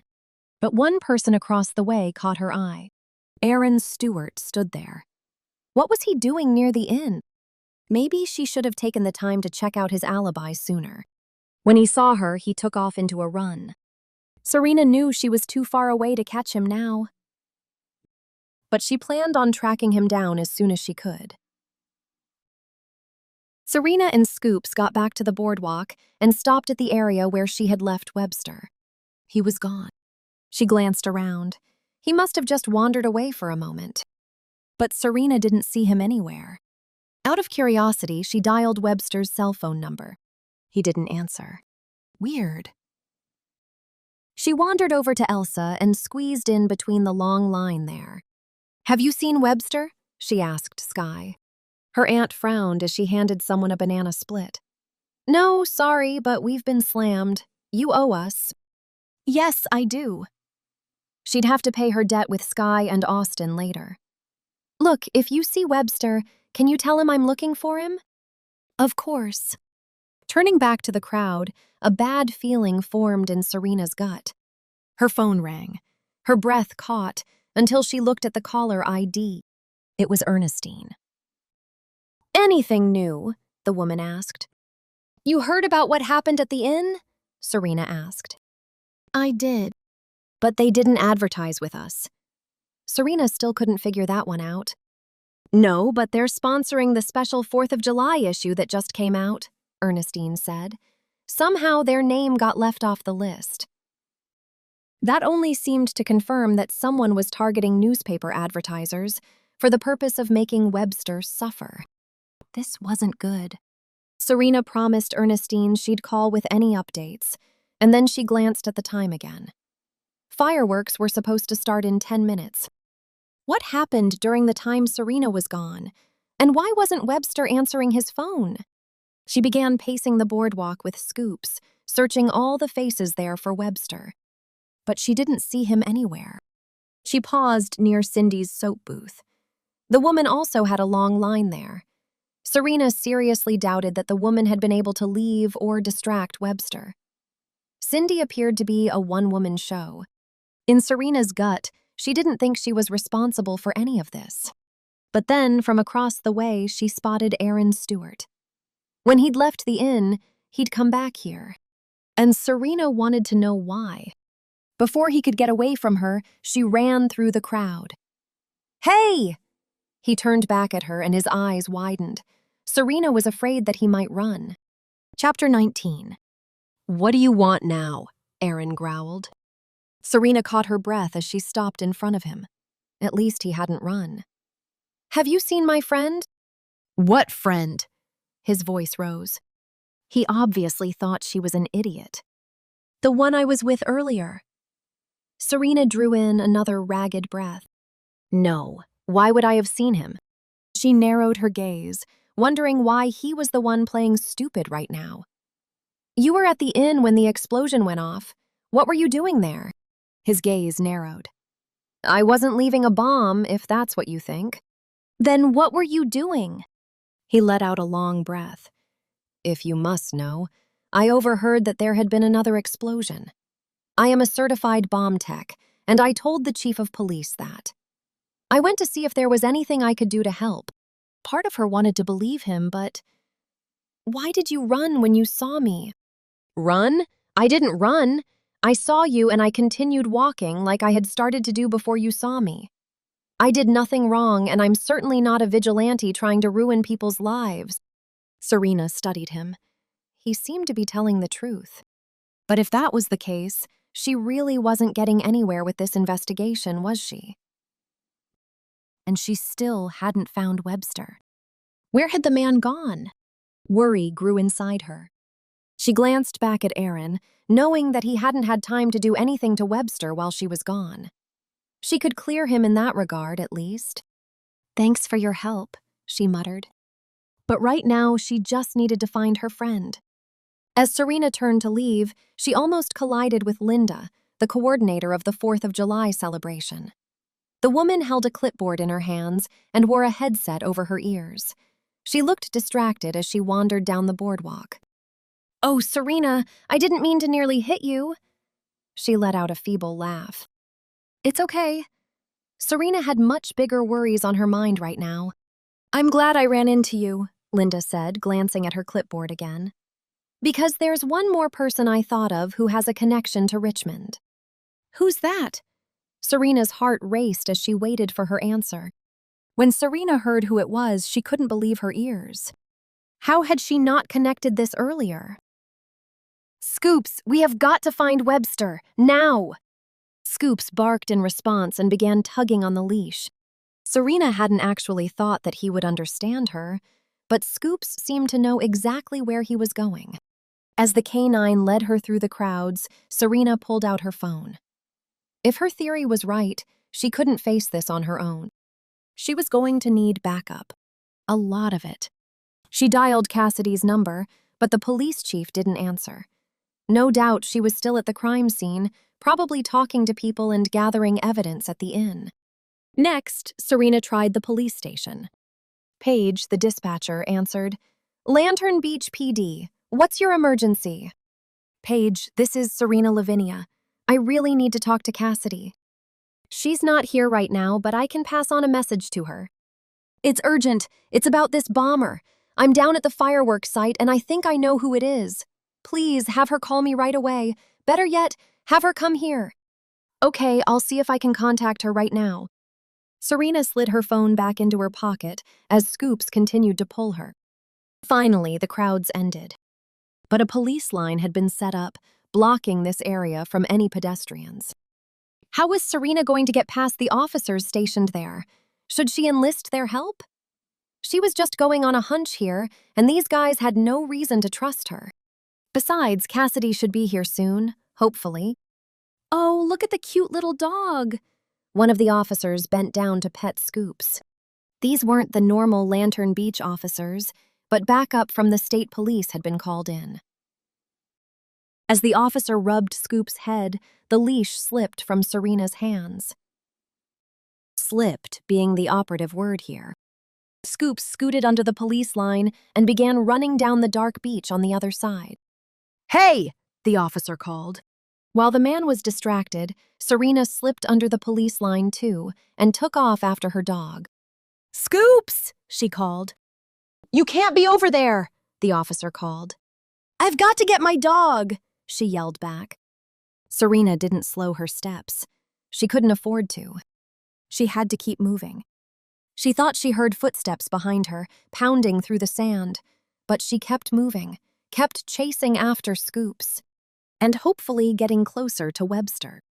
"Good boy," she muttered to herself. When she had found Scoops, she had found the best crime-fighting partner in the world. Scoops ran off the beach in between some houses. As Serena chased after him, the cops behind her seemed to fade away. She hoped, at least. But where was Scoops going? Her legs burned as she tried to keep up with the canine. Just when she had no idea what the dog was doing, he circled around the house and went back to the beach. As they reached the new area, she stopped in her tracks. Racks of fireworks had been set up in the sand. It was nearly impossible to see them because it was so dark. But every once in a while, someone wandered past with a flashlight, and that's when Serena saw the details. She tried to remember what Chad Morrison, the owner of the pyrotechnic company, had told her. Each rack, which almost looked like a wooden pallet-like box, contained 2 rows of fireworks, 5 canisters in each row. The canisters varied in size, depending on how big the firework shell was. For this show, there was going to be 450 fireworks that would go off over a period of 12 minutes. Each one of the fireworks was basically an explosive. A fuse was set on each of the racks that would allow the fireworks to go off. While some pyro teams had automated sequences, Chad's team lit each firework sequence manually using a road flare or a small blowtorch. She walked toward the edge of the firework display and pulled up the flashlight on her phone. She shined it up and down the various racks. She sucked in a breath at what she saw at one of the racks toward the end. Webster. He'd been tied to one of the wooden racks full of explosive fireworks. The show was slated to start at any minute. At any minute, the fireworks would explode and Webster would die. Chapter 20. Serena rushed toward Webster. His eyes lit when he spotted her. Quickly, she pulled the gag from his mouth. "Serena, you have to be careful," Webster said, tugging against the binds holding him in place. "He'll be back any time now." She tugged at the rope, trying to get the knot out. A useless effort. It was too tight. As the first explosion filled the air, her heart raced. They were going to run out of time soon. This whole show lasted only 12 minutes. It wasn't safe to be here. She glanced at the other end of the display and saw the glow of red lights as the pyro team lit various tracks. She could call for help, but she didn't know if she could trust them. Besides, they all wore earplugs to protect their hearing. It was so dark out here, these guys probably didn't even see anything over on this end. Webster was positioned out of sight. Could one of these guys light the fuse on the other end of the rack without ever knowing he was there? She didn't know, but she couldn't take that chance. Wasn't that exactly what Chad Morrison wanted? For this to look like a tragic accident? Serena's stomach sank at the thought. She couldn't believe she hadn't seen it earlier. "What happened?" she asked Webster as she worked the knot. "Can we talk about that later? Maybe we should call the police now." "I did. With any luck, Cassidy will be here at any time." "With any luck?" Webster's voice cracked. "No offense, but that doesn't fill me with confidence." "I'm offended," Serena said before smiling and letting him know she was kidding. "Sorry, but I'm doing the best I can." "I know you are. Thanks for coming." Serena glanced at Scoops, who let out a little whine with every explosion. Her heart sank. The explosions continued to go off. If something happened, she couldn't keep her dog here. She let go of the leash. "Go, boy." The dog stared at her. "Go, Scoops!" She continued to work the knot. As she did, the explosions rattled her chest. Her eardrums already hurt from the loud booms, but she couldn't slow down. Webster's life depended on it. "I've got to get this rope untied," she rushed. Finally, she had an idea. She grabbed the headband from her head and broke off the weapon-like building she'd been complaining about all day. She began to use it to saw against the rope. It was working, but she glanced at her watch. Half the show was over. If she wasn't careful, she wouldn't finish in time. She had heard about accidents at firework displays before. What if some of the sparks from the other fireworks somehow caught these on fire before it was time? Otherwise, she could try to stop whoever was supposed to light this. But if it was Chad Morrison, there was no hope. She worked harder. As she did, she glanced back. Scoops still sat there, staring at her. She was so grateful the canine was loyal, but right now she needed for him to go away. "Get Cassidy," she told Scoops. The dog's ears rose. "That's right, boy. Get Cassidy." She had no idea if the dog understood what she was saying. The next moment, Scoops took off across the sand. Relief stretched across her chest. Maybe her dog would be okay, at least. The rope was slowly fraying. She just needed to work it a bit more. "Serena," Webster muttered. "It's going to be okay," she told him. "I'm going to get you out of this." "But if you don't..." "Don't talk like that," she said. This is going to work. The rack right beside them sent flashes of light streaming into the air. With each boom, Serena flinched. Her muscles tightened even more. Finally, her makeshift knife broke through the rope. It had worked! She grabbed Webster's hand. Come on. They both ran down the beach, away from the fireworks. Just as the rack Webster had been tied to erupted, they fell into the sand. They were safe. But as the thought entered her head, she sensed someone's presence near her. She looked up to see Chad Morrison standing there. Chapter 21. You weren't supposed to be here, he growled. Serena scooted away from him, doing a crab crawl through the sand as she tried to put space between them. How could you do this? Serena asked. He got my sister fired. Chad glared at Webster. Serena glanced at Webster, waiting for an explanation. It's true, Webster said. His half-sister worked for Sky Gourmet. She was one of the people who lost their jobs because of my article. And she hasn't been the same since then. In fact, she hasn't been able to hold down a job. She was just starting to get back on her feet after a bad relationship. I really don't like it when people mess with my little sister. You were the one who set those bombs up in Richmond also? Serena asked. I couldn't let those people at Sky Gourmet get away with what they did. It was wrong, and our lawsuit was thrown out. Someone needed to pay. So why did you decide to turn all your vengeance on Webster? Serena asked. At least she was buying time. In theory. If he hadn't done that article, she would still have a job right now. But it would be a job where she worked terrible hours for little pay and in bad conditions, Serena said. Is that really what you wanted? His nostrils flared. He should have minded his own business. I was only trying to help, Webster said. I never meant for any of that to happen. Now I'm going to ruin you, Chad said. Since my little fireworks accident didn't pan out, I'm going to have to think of something else. Isn't it already bad enough that you set me up to take the fall for all your pipe bombs? Webster asked. I'm afraid the police might see through that. There could be a way I could make you look guilty and like you couldn't handle it anymore. Like you took your own life. I still have some fireworks left. I can make it look like you got nosy and then had a serious accident. You don't want to do that, Serena said. And why not? Chad asked. Right now, you're just guilty of sending threats, Serena said. But if anyone dies, you'll be a murderer. How are you going to help your sister from prison? His gaze darkened. I'll figure out something. But will you? Serena continued. How are you going to do that if you don't have any income? You can't support her that way. Shut up. Chad's anger was obviously rising. I don't want to talk about this anymore. Now I need the two of you to get up. I need to come up with a plan B. Aren't your guys going to be looking for you? Serena asked. I own this company. I oversee the operations. Right now, my guys are cleaning up, something they're very capable of doing without me. So much for that idea. Serena's mind raced to try to come up with another plan.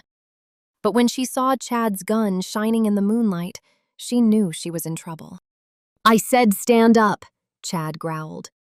Webster and Serena both pulled themselves to their feet. Sand clung to their skin, but that didn't matter right now. All that mattered was staying alive. What were they going to do? Move, Chad growled. Let's find those fireworks left in the truck. There's about to be a tragic accident. Serena and Webster glanced at each other. Her original plan had bombed. Now she could only hope that Chad's would too. A few minutes later, Serena and Webster were trudging across the sand.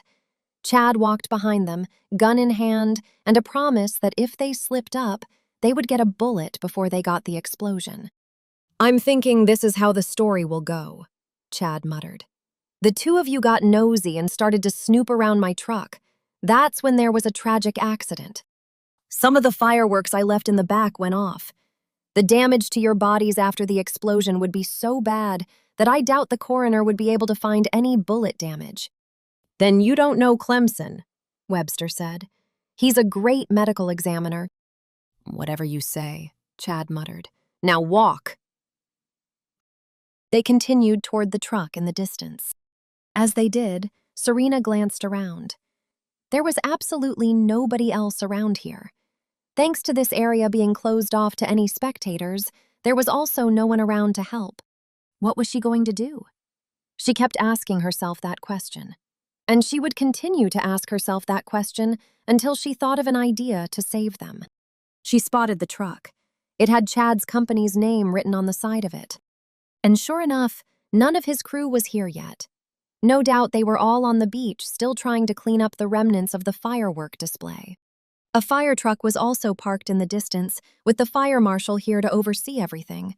But they were far enough away that none of the firefighters would see them.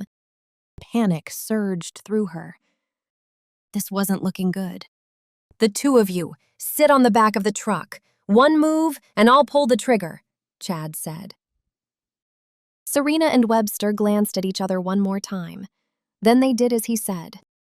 But Serena would almost rather die of a gunshot wound than of a fireworks explosion. At least that way, people would know that something had happened, that it hadn't been an accident. Was that how Webster felt? She didn't want to get him killed in this process. They sat on the edge of the truck. As they did, Chad began to play with something in the back of it. And then he pulled out a blowtorch. Serena knew they didn't have much time. "Webster, run!" she yelled. It was almost like he had been on the same wavelength she was. They both took off across the parking lot, willing to take their chances. "Stop right there before I shoot!" Serena braced herself for the feel of the bullet piercing her flesh. But before she felt any pain, she heard a new voice. "Put your hands in the air," a female said. "Police!" She turned her head and saw Cassidy and two of her officers standing there, guns pointed at Chad. And coming from behind Cassidy was Scoops.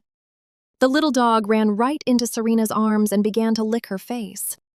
"Oh, Scoops, you're okay. Good boy." Webster reached in and rubbed the dog's back also. "I do believe this dog is your guardian angel." Serena wasn't going to argue with that. Chapter 22. As Chad was led away in handcuffs, Serena looked up at Webster. "I'm glad you're okay," she muttered. "Me too. Thank you." "I owed you one." A small smile tugged at his lips. "I guess we're even then." She shifted, Scoops still in her arms. If she had her way, she might never let the dog go. "So what happened tonight?" she asked. "I was just standing there on the boardwalk waiting for you when Chad approached me. He had a gun beneath his jacket and told me to come with him or I'd regret it." Serena frowned. "I'm sorry." "No, I'm sorry." "Do you regret writing that article?" "I regret the consequences. But I still think exposing greedy men's evil actions was the right thing. Sometimes the right actions can still have the wrong consequences, though." His words made a lot of sense. Serena had lived that out on more than one occasion. Cassidy walked up to them. "Are you two doing okay? Are you sure I can't take you to the clinic?" "We're fine," Serena said. "It's just a good thing you showed up when you did. I got your message from Paige, but I didn't know exactly where to find you. Thankfully, I saw Scoops and he led me right to you." Serena hugged the dog close again. "He is the best dog ever." "I can't argue with that," Cassidy said. "But don't tell Cujo." Cujo was Cassidy's dog. "So what's going to happen to Chad now?" Serena asked. "He's going to be going away to jail for a long time. I'm going to need to get statements from both of you. But I'm glad that you're both okay." "So are we," Webster said. "Does this mean I've been cleared of any charges?" "Maybe not officially on paper yet, but I have a feeling this is all going to be behind you very soon." "That's something to be happy about, at least." "I'd say so too," Serena said. "So what now? Do we need to go down to the station?" "That would be great," Cassidy said. "How about if I bring us all some popsicles to brighten the mood?" "Popsicles?" Cassidy asked. "I'm thinking some bomb pops might be good." Webster and Cassidy groaned. As they did, Serena fought a smile. They'd just closed another case. What wasn't there to be happy about?